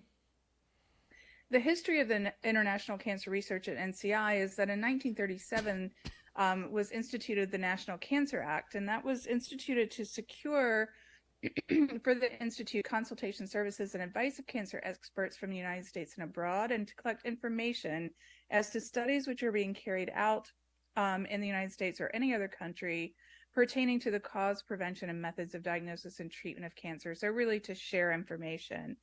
And this was updated in 1971 in the National Cancer Act to support research in the cancer field outside of the United States by highly qualified foreign nationals, which research can be expected to inure the benefits of the American people, support collaborative research involving American and foreign participants, and supporting the training of American scientists abroad and foreign scientists in the United States. And of course, we just have to recognize that this is research that's funded by the U.S. taxpayers. And so what we're really trying to do is to show our collaboration with the cancer problems across the world, and try to make sure that we can use our nearly $7 billion annual budget to support and to learn from each other to the best of our ability. This is just a slide to show you the NCI extramural global portfolio. I'm not going to go into a lot of detail on this slide. I'm happy to provide these slides for anybody who wants to see them. You can see, though, that the NCI primarily awards money to U.S. investigators. Nearly 87% of our awards go to domestic organizations. But you do see that in 2021, for example, 43 awards of grants were directly to international investigators, although that does represent less than 1% of our entire portfolio. But importantly, foreign component awards, so almost 1,000 awards in 2021, and I think this keeps growing over time, were actually included foreign components. And so this is what we're really trying to build. It's this collaboration between foreign investigators and U.S. investigators so that we can learn from each other to the best of our abilities. And that's what we're really trying to promote, particularly collaborating with LMIC institutions. So I showed you this before and just wanted to highlight that, we sit at the Center for Global Health directly in the Office of the Director. I just wanted to acknowledge that we are under the incredible leadership of Dr. Satish Gopal as our director. And Dr. Gopal initiated in 2020 a strategic planning process. And that was recently launched. It covers the years 2021 to 2025. We're really in the implementation planning phase. We're doing continuous monitoring and evaluation, and you can access our strategic plan at the URL that's represented here. And I really encourage you all to take a look at this because I think it outlines how we really envision working in partnership with our global collaborators and making sure that the investigations and the research that are being done in all countries are elevated to the same level as the research that's being done by the NCI in the United States. And so I've shown you this slide in the past session. We have 4 key areas in the Center for Global Health: research, research training, dissemination, and partnerships. I've spoken about research training previously, and now I really want to talk about our research support, which is to support innovative, impactful research that addresses key scientific issues in global cancer control and or leverages unique or unusual scientific opportunities afforded by collaboration with global partners. And we try to do this through 5 research priority areas. And I'm going to talk a little bit about each of these, but really I'm going to focus on one. One is to accelerate the technology development for global cancer control. I'm going to elaborate most on the acceleration of global cancer implementation science, which Partha Basu has talked about in a previous session, and is something that I really was and heavily involved with at the Center for Global Health. I'm also heavily involved with trying to understand and address global cancer health disparities, and I think this really links together with the implementation science and the technology development, because cancer health disparities often are a result of just not getting evidence-based interventions into all populations based on resource limitations. We're also working to increase support for cancer clinical trials and LMICs, and I'm going to talk about how I think this is a tremendous opportunity for integrative oncology, because I think clinical trials and integrative oncology is something that is particularly relevant in this space. And then finally, we continue to support research which just simply increases our understanding of cancer etiology and biology through global collaboration. This is just an example of some of the work that we've supported to accelerate technology development for global cancer control through our ACTS program.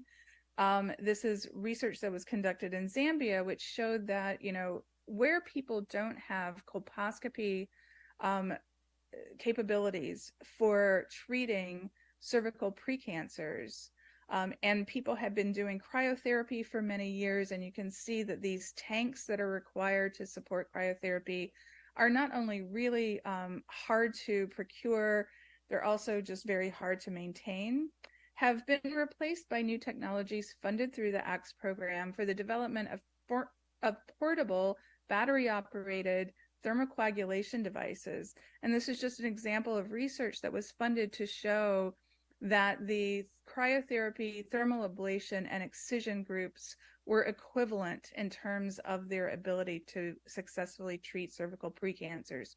So this is showing how this kind of research can offer up a really amazing opportunity for cancer control in resource-limited settings, and how we can do that without any kind of expense of the benefit to the patient.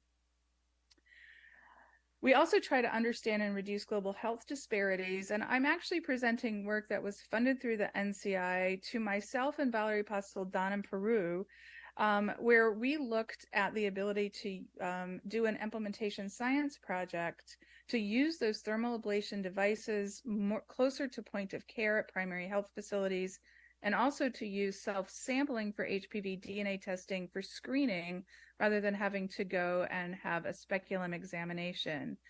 This work is now being continued through a notice of special interest in implementation science funded by CGH2, Valerie Pastel-Don and Kate Tracy, after I have moved to the NCI.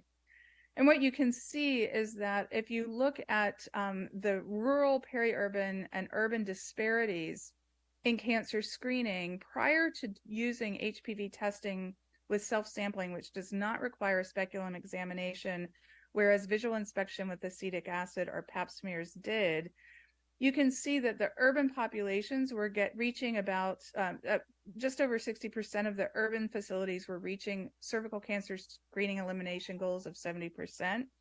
But, almost fewer than 20% in the peri-urban and rural centers were reaching those elimination goals. After we were able to introduce self-sampling and no longer required a speculum exam, and therefore not a table, no sterile speculum, what you can see is that we surpassed our screening elimination goals, and that was particularly evident in the peri-urban and rural settings. So you can see that implementation science can really introduce options that really reduce global health disparities. And similarly, when we were following women up after a visual inspection with acetic acid positive screening test, we had only about 30% of positive women completing their continuum of care, after we introduced thermal ablation that I just talked about at a primary health facility. With 3 times the number of screen positive women, we were, reversing. So now we had only 30% lost to follow-up, 70% completing care, and really getting close to the elimination goals. In terms of understanding and addressing global health disparities, alternative medicines, I think, are really important in this space because they could help to improve treatment tolerance and therefore increase adherence to standard evidence-based interventions. They can improve retention and care continuum by increasing acceptance. And I think these are really important where natural medicines are so important culturally in terms of reducing global cancer disparities. The National Cancer Institute has a very strong and long-standing interest in implementation science.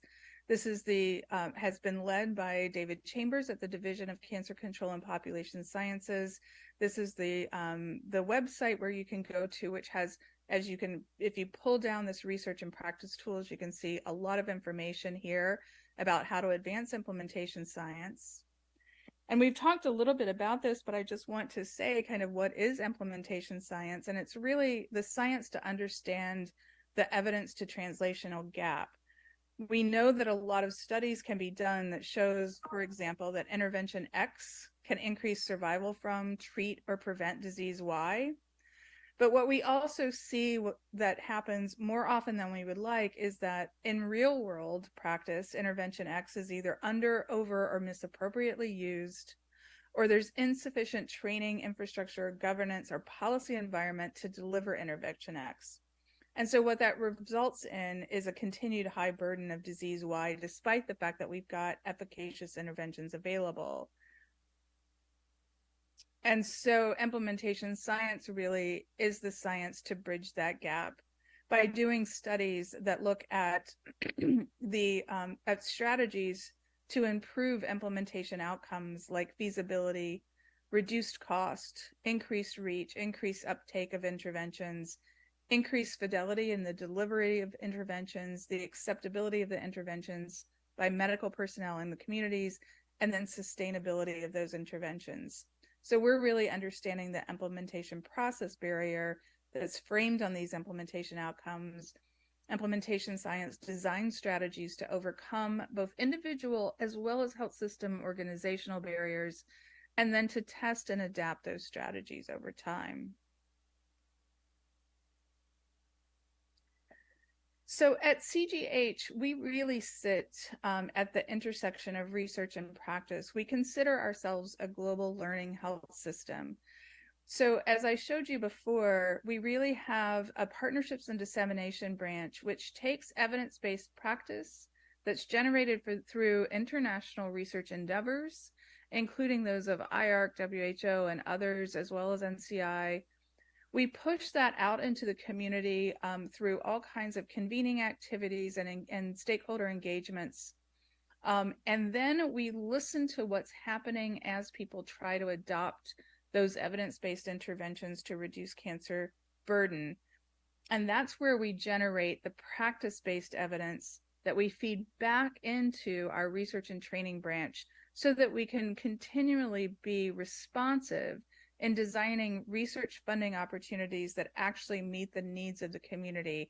And at CGH, that's really making sure that we're meeting the needs of the communities in LMICs who may be quite different in context to those where the evidence-based intervention was actually tested and designed.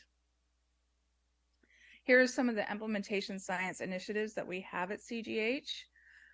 We try to take account of local health and social system context, and we really do engage our stakeholders in both understanding their needs and trying to develop funding opportunities that are relevant for the context. And we promote equitable participation of LMIC investigators in leading research.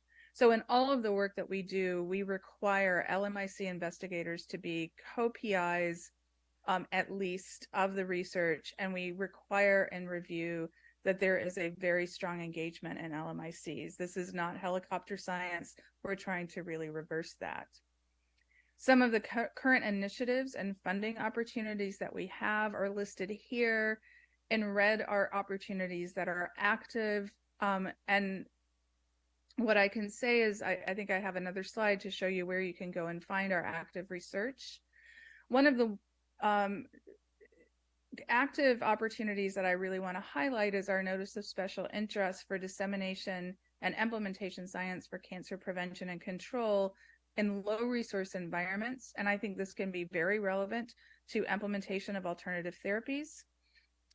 This is a Notice of Special Interest, basically means that we're very interested in seeing LMIC responsiveness to a global program announcement of NIH dissemination and implementation research for health, which I have listed here. These are ongoing opportunities, and we really encourage our Latin American and Caribbean colleagues to apply. When we think about implementation science and integrative oncology, the NIH actually has a National Center for Complementary and Integrative Health, and they actually have listed on their webpage their implementation science plan, which includes the study and test strategies that facilitate uptake and adoption of complementary and integrative health interventions of proven effectiveness in real-world settings, and to support implementation science research to evaluate how complementary and integrative health approaches can be used to either de-implement drugs or other interventions that may be inappropriately used in clinical care. They may have significant side effects, or for which potential harms may outweigh potential benefits. So these are opportunities for clinical translational research as well as implementation science, I think, in the integrative oncology sphere. A couple of points that I wanted to make just from my own experience working in Latin America, as well as South and Southeast Asia, is that integrating natural medicines and the culture of natural healing with other oncology interventions may be very, very important and high leverage opportunities to increase the acceptance of other evidence-based Western medicines in LMIC contexts.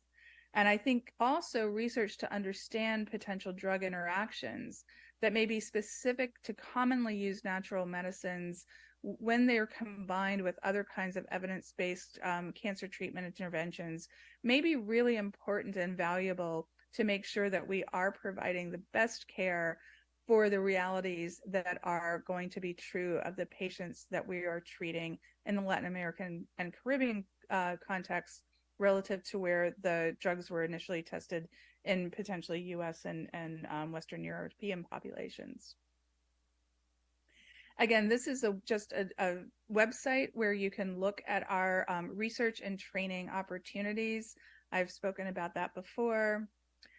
The other thing that I would like to kind of point your attention to is that we often provide supplement funding, which would be posted on this website as well. And that's for existing NCI grantees to give opportunities to support new research with their own NCI grants or to pursue preliminary data for new collaborations. So as you meet each other in these kinds of conferences and you think about things that can be done and are really interested in pursuing in terms of a Latin American and US collaboration, this is look for our supplement funding opportunities because it may be a wonderful resource to get the preliminary data that you need to establish a collaboration and to start a broader funding research opportunity between yourselves and US collaborations. And I'll just show you some examples. So Dr. Salikrup actually led the development of an integrative oncology supplement in 2022. And we funded 5 grants, and you can see that 4 of the 5 were actually in the Latin America and Caribbean regions that were really phenomenal grants to start to look at integrative oncology and alternative therapies.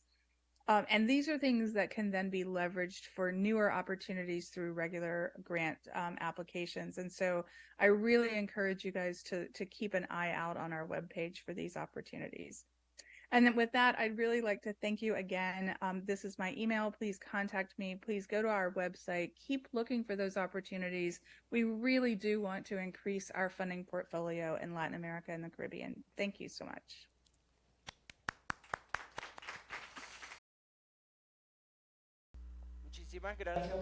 Thank you, Patty. Very interesting. I have to mention that when we first created this program of integrative oncology, one of the greatest supports came from Patty for this to be true. I have to tell you that of the grants in Latin America, 2 were here on Javeriana University, and the 2 grantees are here with us present, Susana Fiorentino and Raúl Murillo. And I am aware that they are doing an excellent job.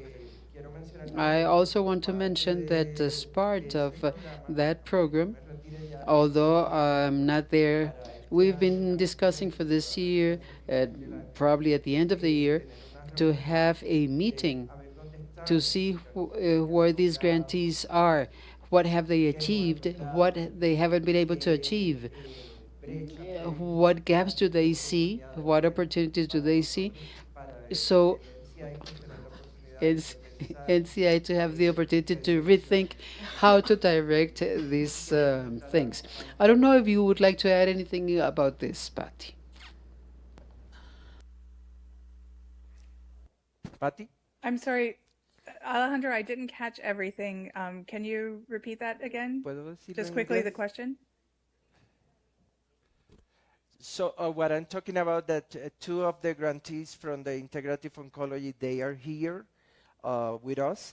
And also I'm mentioning that some of the plans from CGH is to, rather than to recompete this program this year, it's to have possibly a meeting with all the grantees on the global integrative oncology research to discuss where they are after 1 year, what are some of the gaps, what are some of the accomplishments, and where they see potential opportunities. And I was asking if you can comment on that, please. So sorry. I'm losing the audio. Yes, we are definitely going to do a PI meeting this year with those grantees to see how things were going. And really, what we really want to know is the feedback on how we can leverage these supplement grants. They're 1-year grants, so it really is just enough to get pilot data.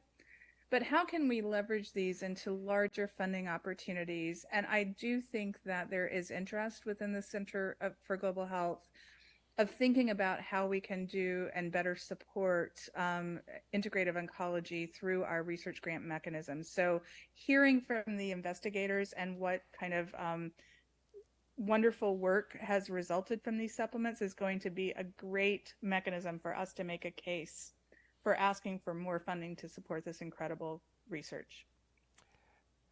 Okay, I will go in Spanish, but if something happen, I will translate. Patty, mencionaste también. You also mentioned the possible cohesion or conversion between implementation sciences and inequality area or the health disparities area together with integrative oncology and its practices.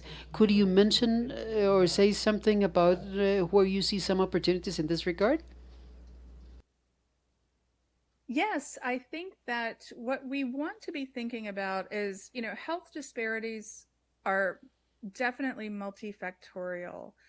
So some of them might be biological influences, but and some of them are social determinants of health, but often many of them are health system access issues, right? That really drive the disparities in cancer incidence and mortality.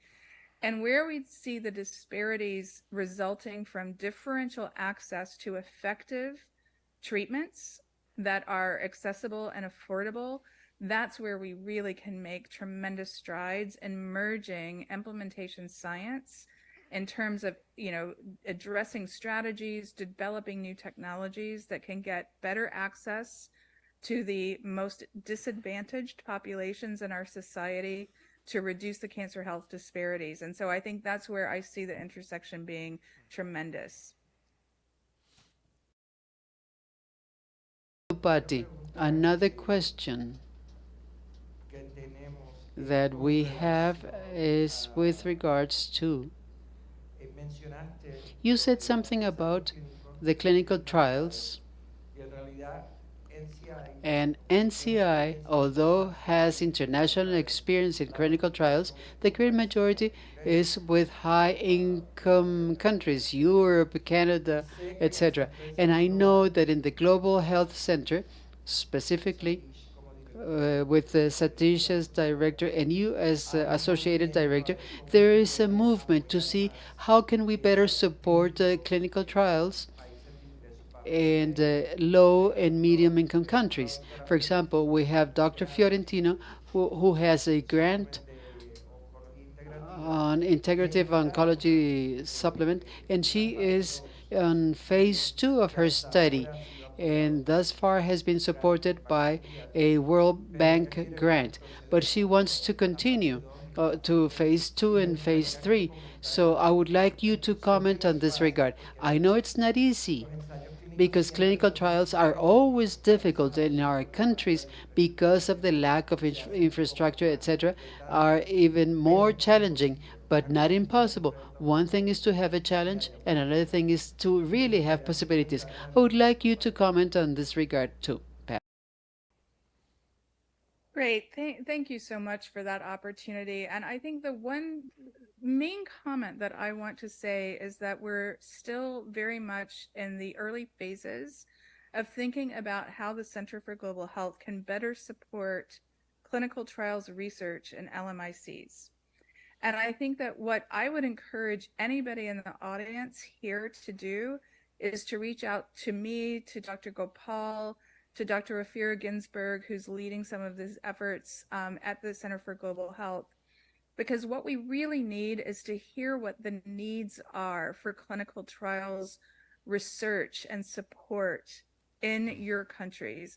And I think that includes, how you need some clinical trial evidence to support the integrative, um, you know, therapies that you think could be really valuable in certain populations. What I think, we have in the US a very US centric focus, which, I think any country probably has their own country specific focus. But at the Center for Global Health, trying to take a more global view, what we really need to understand is what would be the most meaningful type of clinical trial support for countries and in what areas. So you have my email from the slides. You can contact me through Alejandro. You can contact any of us through the website. And I really encourage you, we want to hear from you about what would be meaningful so that we know that we are developing opportunities that best support the needs of the countries that we're trying to help. Me alegro mucho que hayas mencionado I'm eso, so porque glad de that you hecho brought that up because, in fact, Dr. Fiorentino was asking me whether she could get in touch with you, reach out to you, and you just open that door or window or whatever. Thank you so much. So now we're going to take some questions for the audience. I think Raul, you had a question or a comment?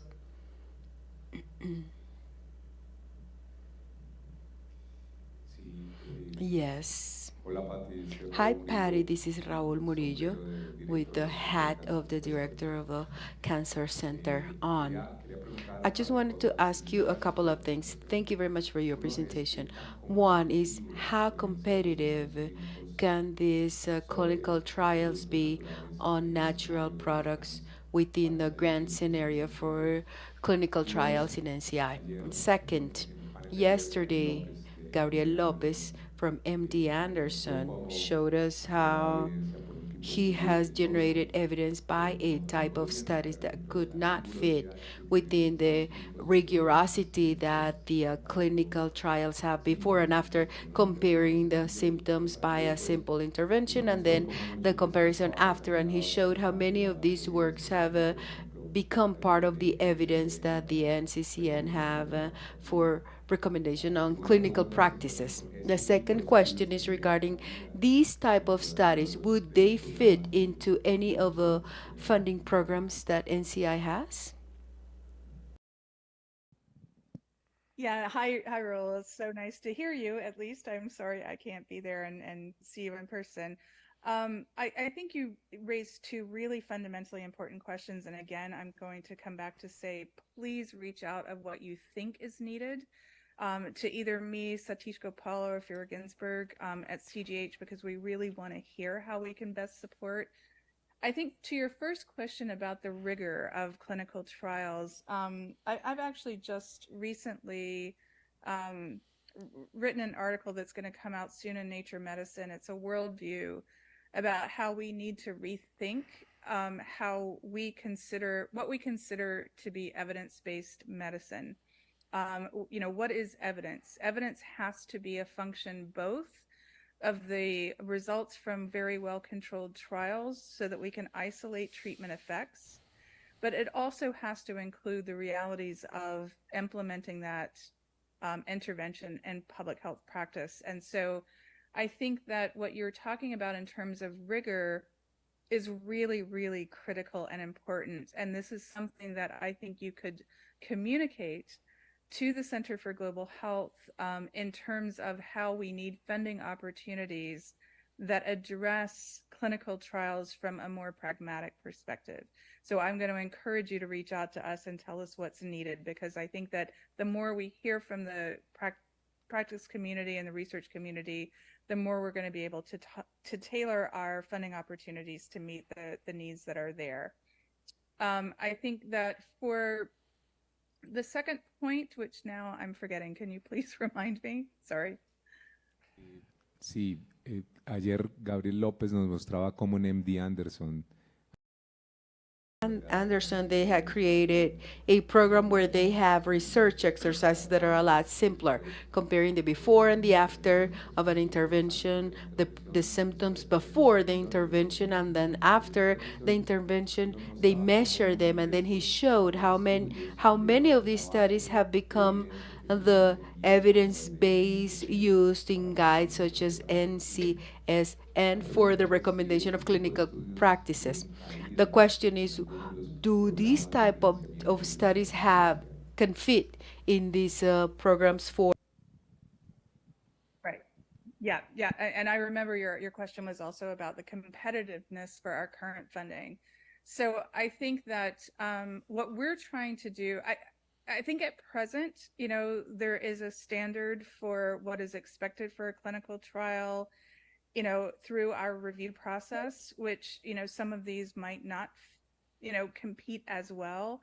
And that's exactly the point of developing LMIC focused clinical trial funding opportunities that we're moving forward with at the Center for Global Health, is so that we can have very targeted funding opportunities where these kind of more pragmatic and simple designs that are far more practical in an LMIC setting could would be the actual purpose of the funding, and therefore, people who are doing this kind of great work that you just described with ND Anderson would be highly competitive. So what we're trying to do is to move the need outside of a general funding pool and make it very specific, so that we can have, these really high quality and important kind of clinical trials compete kind of separately. And I hope that makes some sense.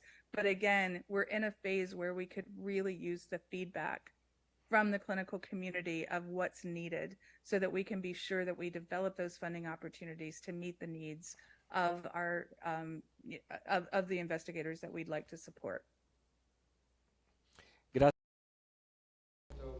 Thank you, answer. I think your answer was very specific.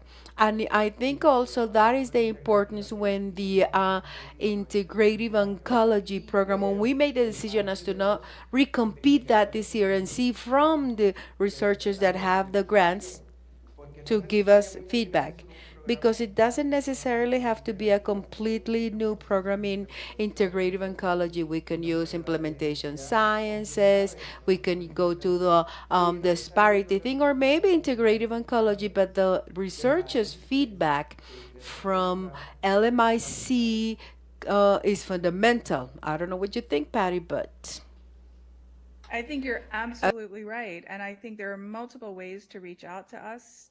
And we really are in a developmental phase. We've really been just, I would say, 2.5 years into trying to provide more targeted research funding to cancer research in LMICs. And, the only way that we can do that effectively is to make sure that we understand what the needs are. And it's hard to always kind of elicit broad feedback, but we hope to do that through conferences like this. And, I really encourage whatever you think could be helpful, in terms of how we could try to support integrative oncology, other cancer research. We really do listen. And so I really encourage you to reach out to us via email or other mechanisms. Gracias. acten por todos Susana, los mecanismos disponibles. Susanna, you have a question. Thank you, Patty. Patty, what a pleasure to meet you. My name is Susana Fiorentino. I am the leader of the other project that is being funded by you, and we are doing that with Paulo Rodriguez, a Colombian guy in Moffitt, and we collaborate very wonderfully. It is a pleasure to have you here. It will be such a pleasure to bring you here in June. We have the GAC concert Congress. I wanted to ask you something. We are focusing on developing botanical medicines based on traditional knowledge. We go a little bit beyond the promotion of using plants in cancer therapy in a non-formal way, if you will, because oncologists in our country are Cartesian, if you will. They are really careful that the patient's treatment really follow what is written in the clinical guides, and also of the pharmaceutical availability of such medications. So it's been 18 years since we started to take the option, and we made the decision to develop this herbal medicine as botanical medicines, and that is how we are conducting our medical trials, following the FDA regulation. It is a big challenge, but then it will help us go back to clinic with traditional knowledge that has become medicine, right?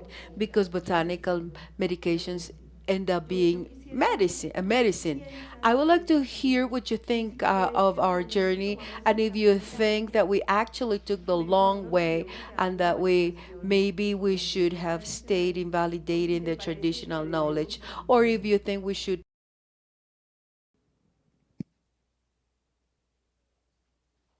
I think your path sounds good to me, but I think it is really important for us to broaden our view, again, of what the evidence really is. Because as when I sit for myself on, and I've sat on several cervical cancer screening guideline committees, and guidelines are really focusing on evidence based on what they're looking for and not the totality of the evidence in the world. And there are actually newer guideline procedures that are available, which tries to take a broader view. Evidence is only as good as the study that was done to generate it. And so if something wasn't considered, then it doesn't make it not a good option or a good complementary option. It simply is an unknown option. And so I do think that the more that we can start to contextualize what the right evidence is for us, and then design and conduct the studies and generate the evidence that's specific for more contexts than the typical kind of high income country context, which I would say it's a high income context. It's a very it's a high income health system context. I wouldn't even say country, because there in the United States are many areas where the evidence that we generate does not apply simply because of resource limitations. So I would say that your process sounds perfect to me, and that we should continue to push forward on this concept that we need to look for a broader spectrum of evidence that meets a variety of context, because a one-size-fits-all answer to cancer treatment is simply not going to happen. Gracias, Patty. Realmente no va a llegar a Yo creo suceder. que es bien importante lo que Thank acabas you, de decir, Patty. I think it is Luis, very important what you just said about the type of porque eso puede evidence, hacer un because cambio that can en el primer día, create some en el change. último During the día first de day, I conversación que listed tengamos hoy. a number of things that are En el área de changing. And oncología for ya example, in the integrative basado en oncology evidencia, area, ya hay unos based on evidence, guidelines we already que have nos some aprobó la guidelines Administración that were Federal approved, no, not y están approved, trabajando that con are distintos being colegios de worked on oncología jointly clínica. with the Ah, clinical y eso es un paso Oncology gigante Association. acá. That is O a sea, se va huge esto step de forward. oncología integrativa Bringing this a from la integrative asociación más oncology grande del to the mundo de biggest oncología clínica society me parece un of paso clinical súper oncology in the importante world, I el think it is trabajo a juntos very y significant sé step, and for precisamente them to be cuando working tengan jointly. And I know esa that you know about that, administración and you've been an que nos advocate of that. explicaron. So I don't know if you want to talk a little bit about that. No, I will say that I can't really advocate on behalf of the NCI, but personally, I think these are things that are really important. And so I just encourage, I think the main thing is that even though this is not the typical thing that people say, having a voice at the table and bringing this up repeatedly is how you will move things forward. Sí. También conté la anécdota de lo que pasó en Perú, en Iquito, cuando se hacía I also talked about the anecdote of what happened in Iquitos of when we were screening for cervix cancer, how some of the patients would go to the shaman and then they would not continue with the protocol. And that's why we need to broaden our vision. ¿Alguna otra pregunta? Do we have any other questions before we Sea close, del público virtual o presencial. virtually or here, the audience here? We have another little question. Buenos días. Good morning. Tengo dos preguntas I aquí. have two questions. Una, me preocupa un poquito I am kind of el concerned costo que puede about the cost toda esa cantidad de that estudios para having all poder these comprobar trials si would mean in el order to tratamiento terapéutico es efectivo prove whether a therapeutic medication could be effective or not, how these costs could be increased that would have an effect on the important objective that would be giving this medication. Oh, I'm sorry. What is the question? ¿Se ha No. evaluado el costo de It's implementar has esta the cost been evaluated, the cost of implementing all these trials have from toxicology and all the in vitro preclinical analysis and all this sumado a la added that to the cost estandarización del medicamento that y su standardizing the medication. I estabilización totally agree with uno all de los that. grandes But I aspectos am just a concerned considerar that en un maybe acuerdo when we europeo try completo to do puede things the generar un best way incremento possible, considerable de it could gastos generate en maybe a esta very población high y puede llevar search, a la población en general de it's bajos recursos. a higher cost that will affect the people of low income. I wanna, I want to hear Susana, Y la segunda what cuestión Susana es has to say. ahora No, let's go with the first one. Let's answer the first question first. ¿Quieres comentar algo, Patty? I mean, I really understand the principle behind what the question is addressing, which is if we spend all of our money just, generating high quality evidence through clinical trial, or- We lost sorry, you, Patty. Okay. yeah, sorry, I don't know why. No, we have you back now. Okay, can you hear me now? Okay. Sí, yeah. Okay. Yes, I was just saying that I think that the principle behind the question, I totally understand. That we can't continue to spend so much money, conducting high quality clinical trials at the expense of actually just providing the treatment to people who need it. And that's where I think that we can start looking at some of the more pragmatic trial designs, which, I don't think that I am qualified to speak on at the moment, but, think about that. There are other kind of non-RCT type trial designs, pre-post interrupted time series, a variety of other things, which just are things that can generate important evidence that don't preclude actually getting what you need into, into clinical practice when you need it. Susana? Cuando se necesita. y con respecto a esto, Okay, Susana. nosotros tomamos Regarding that, we made a decisión decision to develop the botanical medications from that traditional knowledge varios factores. due to several factors. I'm going to talk about two of them. The first one is that the clinician, when they are treating the patient, they tend to tell them, take that because that's not going to do anything to you because it is natural. Or better yet, do not take anything because that can interfere chemotherapy. And the second thing is that considering that diet can, without a doubt, diet, exercise, the integrative management of the patient can change the clinical evolution of that patient. This concept has to be in the mind of the clinician, and the patient has to do that. And in our country, I think maybe Raul has more experience on this. The patients do not take these do not take seriously this alternative care, so they don't regularly work out, uh, eating vegetables that are rich in flavonoids is not something that is part of their daily diet. We don't have many centers that have an integrative management with the nutritionist, the person that gives them yoga, the actual integrative management of the patient. So in the end, being able to, regarding my work, to bring this polyphenol burden for the good of the patient ends up being a hard work. So I think, just as China did with FDA from China, that actually regulates their traditional Chinese medicine, I think there is something we need to do in Colombia. I think the cost of the clinical trials is over assessed. We went through that when we started looking for quotations of the CROs in the United States and Europe, that they were going to help us with the clinical trials, where we found that a patient could cost $40,000. But here in Colombia, it costs 4 million pesos or 5 million pesos. So figures are extremely different.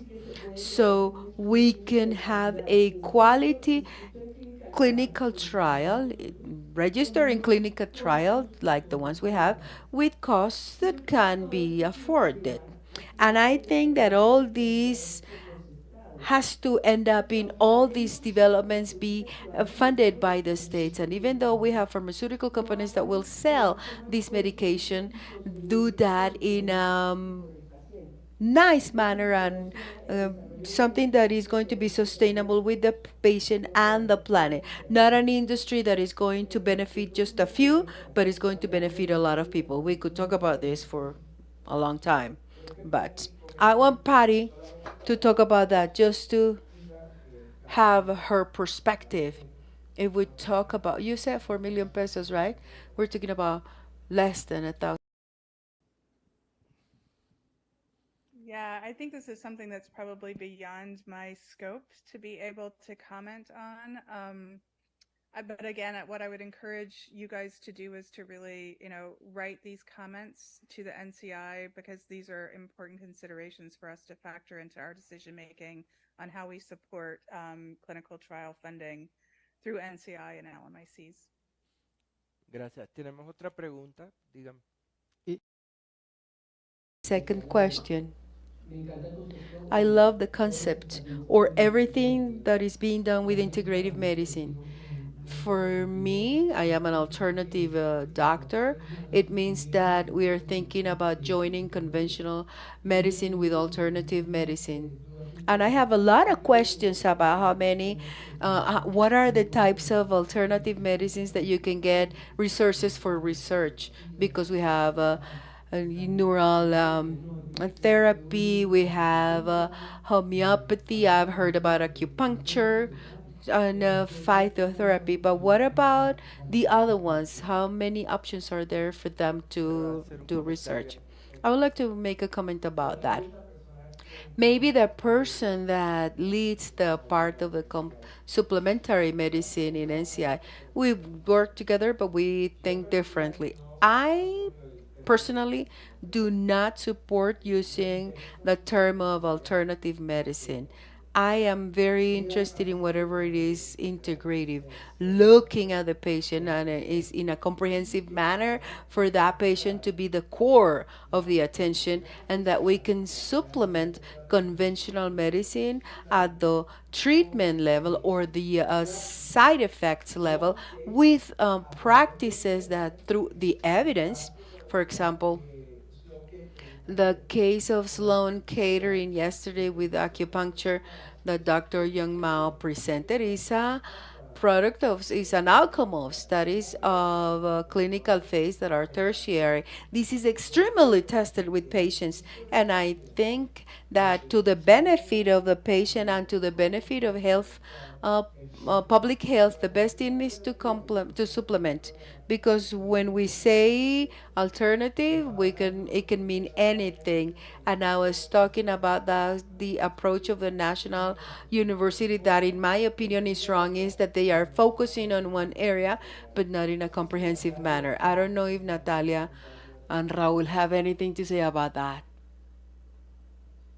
Gracias, Alejandro. Thank you, Es una de Alejandro. las And I cosas que think it is pareció worth porque si bien la clarifying this, diferencia because con even though we have respecto some conceptual epistemológicas y and es con las que siempre epistemological estamos differences, buscando and it would be interesting to listen to you all to see how the evolution happened and of the research office, how it evolved into complementary medicine and then integrative medicine, and now it is the National Center for Integrative Health. So now it is integrative health, more than just thinking about integrative medicine. And what we have seen is that that is an international movement in the training part and in the legislative and of course the meeting point for universal health and collective public health. And just to clarify the doubts in the Colombian scenario, there are some legislation things that happen in the Latin American countries, especially, and that is since the laws and the regulations do not use, or still use, the phrase alternative medicine. All the educational programs continue to use this term. It is not the conceptual manner to separate and close that gap between all these medicine practices and therapies. But if they call it complementary or integrative, sometimes there is a rejection from the ministries of health and education because they do not understand the relevance of that. And then we have some other sociological and epistemological, even political considerations that we need to make as to what is understood in Colombia by alternative medicine and what is understood abroad. And I agree with you, it should evolve. That's on the one hand. But on the other hand, I wanted to ask a question because what happens in Colombia is that training needs to be for health professional, and specifically medicines can only be studied by doctors.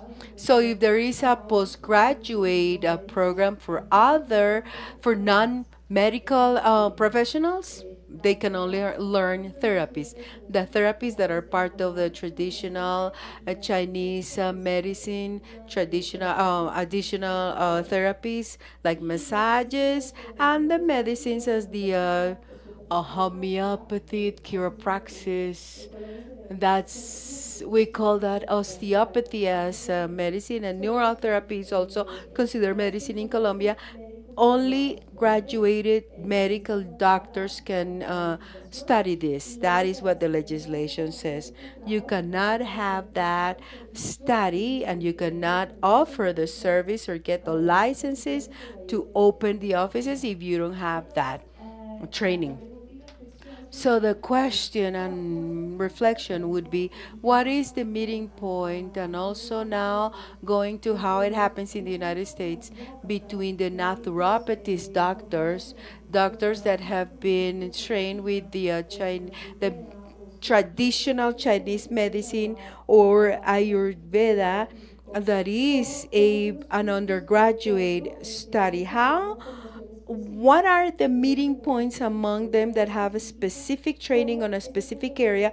What is the meeting point with the other specialties of medicine and areas of medicine and with the health system? And how, what is the concept there is of integrative medicine? Because I think we have different concepts that are read from here, from the ones that are read in the United States, and that's why integrative oncology is probably being read in a different manner from what you're proposing. So I think it is worth thinking about this and maybe the clarifications about this. I don't think we're going to cover all that. And that's the way I was saying that maybe it would be a good idea to put together a meeting for this. But to answer, to approach some of your remarks regarding integrative medicine, that was a process, and there are people still that think that it should be alternative and all that, but I think it's been a process. And Complementary Medicine Institute started generating towards the integrative because they saw the service from the perspective of public health to the patient. Now, since you saw the examples both in slow catering and MD Anderson, that are centers that are recognized by NCI and they receive the funds as center of service of NCI, and the health integrative and complementary health services may have other people that are not doctors, for example, nurses. In fact, in the ISO, the chair right now is a nurse with a PhD, but she's a nurse. And the next chair, Santos, who was here this morning, he's an oncologist. So yes, there is some complementary there. and there are people that are physical therapists. That's why we call it integrative health, because we work in teams. It is not a matter of approaching it the doctors are God, and here we have the other people. I think that the beautiful thing here in research and everything is that we are working in an integrative manner. Otherwise, that wouldn't be possible. Raul, I think you had a question, a comment? No, I don't want to be too long. I just wanted to highlight what you just said about the need of creating multidisciplinary teams to manage the disease. And I think that the vision is the necessary for the right management, because hand in hand with that, it needs to be understood that managing cancer and many other pathologies, but in cancer, it is fundamental to have multi modalities for treatment. It is very hard to say today that a patient is going to receive just radiotherapy or just chemotherapy or just surgery or just medicines that are not part of the conventional field. So complementary, the integrative concept is not just for medicines that are medications that are out of that conventional vision of medical practice, but we are also talking about integrative in a comprehensive vision of how to handle the patient, because there are some things that are directed to controlling neoplasia and others that are aimed at treating the patient on things that are beyond neoplasia, that are part of the course of treatment. Now, regarding evidence generation, and that's why Patty mentioned the possibility to have other type of clinical trials that are more pragmatic to generate that evidence. But I think it is necessary that regardless of a complementary practice that we want to look at, be it natural products, Ayurvedic medicine, yoga, whatever. I think it is important to start generating evidence on that, but also understanding the difficulty. In Colombia, in the study we're running, of use of complementary practices, we find that there are about 75 complementary practices and natural products that are referred to the patients, and it is impossible to have 75 ongoing clinical trials. But I do think we need to start generating the evidence to start incorporating that into the multidisciplinary practice and the comprehensive practice. Yeah, we need to start by remembering that cancer is not a disease, it is a compound of diseases. That's why interdisciplinary is evident and necessary. Briefly, there is a difficulty that we have sometimes, and I think it is good, but based on this, trying to find flexibility, sometimes approving some types of trials of after, before and after, and the ethics committee sometimes, like, are do not agree with having previous studies to do interventions in people. So, what are the solutions for that, for the ethics committee to approve that type of trials? Well, yesterday I mentioned that it's different from evaluating a medicine that it's directed to control of neoplasia that requires a process and it rigorous, which is different. If I'm working with something that it's handled to handle a symptom or pain, the objective pursued with the intervention I'm proposing has to do a lot with what design possibilities would I have. I would agree that if I want to demonstrate that Anamu DVD has effective in the neoplasia, I need to follow the same road as other medicines. But I want to show some other designs that are agile. And evidence. It all depends, and that was very well explained by Dr. Pacta. Where do you want to go? Answer what, when, how, and why, just to make it very practical. And evidence has to be explained. What is it that you want to achieve? And how are you doing it? And what has worked and what has not? Because sometimes things do not work, and you cannot invent them because it will be an ethical mistake. Patty, unfortunately, has to leave right now, and she wants to say goodbye to the group as a subdirector. She's very busy, and I thank her very much that she had this free time and opened so many windows. I'm very happy to see that the Global Health Center is handled by people who do know about science and work based on science, research, and public health and all those holistic areas. Patty, thank you very much. It's a real pleasure to have you had today with us. We continue in contact in spite of me having withdrawn from this. I know that we can count on you to continue pushing this discipline and the implementation sciences and the clinical Los trials países. in our countries. No sé si quieres I don't comentar. know if you would like to say something just to say goodbye. Just to thank you all for all of your participation, and your feedback to us will be so valuable. And thank you, Alejandro, and to the rest of the organizers of the conference for inviting me. I've really enjoyed this, and really very inspired by all of the work that you're doing. So thanks again. Muchas gracias. Yes. Thank you again.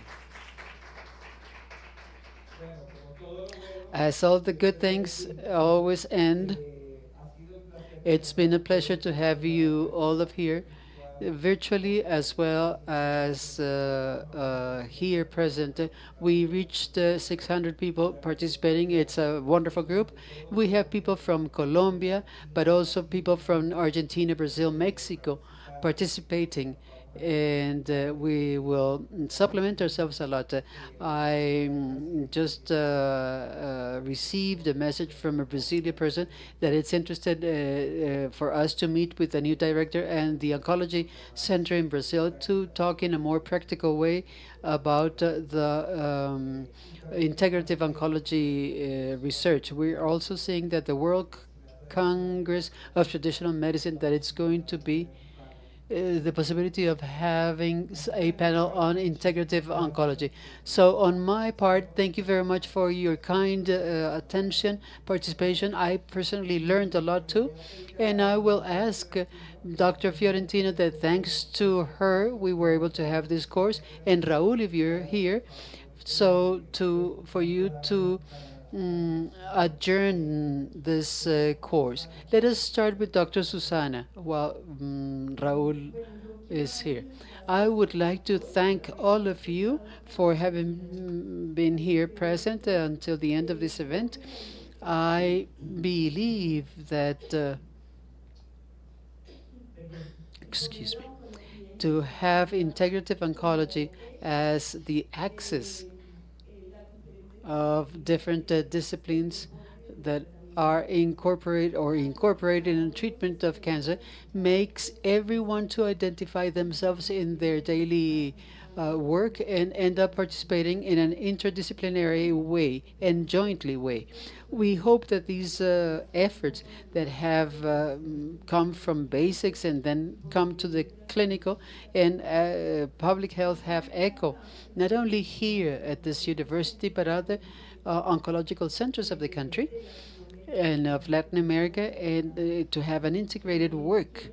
I would like to end up inviting you the second International Congress of the GAT Congress, generation of alternative therapeutical alternatives on cancer, that will take place in June 2021-22 of this year, to close a work of 5 years that has been done thanks to the funding of a World Bank, the Ministry of National Education, Ministry of Science, and Ministry of Commerce, Industry and Commerce, called the Colombia Scientific Program, that wants to position knowledge in the decision making, in this case on health and education. So thank you very much to all of you. And now I give the floor to Raul as the director of the Health Oncology Center. And I want to greet him for the guests you've brought and for your excellent organization. Thank you, Susana.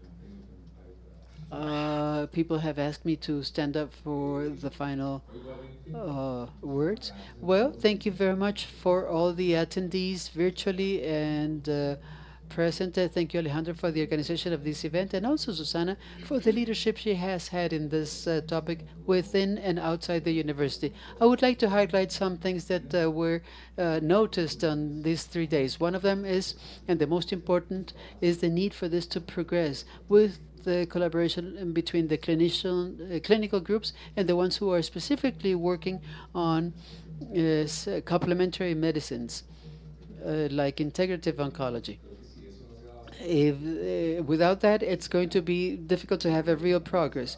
Right now, I was talking, Susana, about the difficulty of recruiting patients. Part of that learning process is something that's going to be very difficult to have good clinical trials if we don't have an important participation from the different institutions. We have to have studies that have the participation of several centers of cancer treatment. Here, perhaps from the direction of the center and one of the clinicians are in that process, but that means that in the oncological centers also start seeing some participation from the clinical view, and to extend these studies to a multi-institutional participation. In this regard, the invitation you made to the director of the Cancer Institute, it's very important. Not only happens to Susana, but all the pharmaceutical industry. It's very strange for them to have a study that it's happening in a single institution. It has to be done in several institutions. So the idea is for this to continue growing, and this type of meetings will help us to invite clinicians and also to invite those who work in the complementary medicine to integrate to these groups, to the multidisciplinary groups, that it's part of a building of evidence regarding integrative oncology. Again, thank you very much to all of you, and we hope this continues progressing.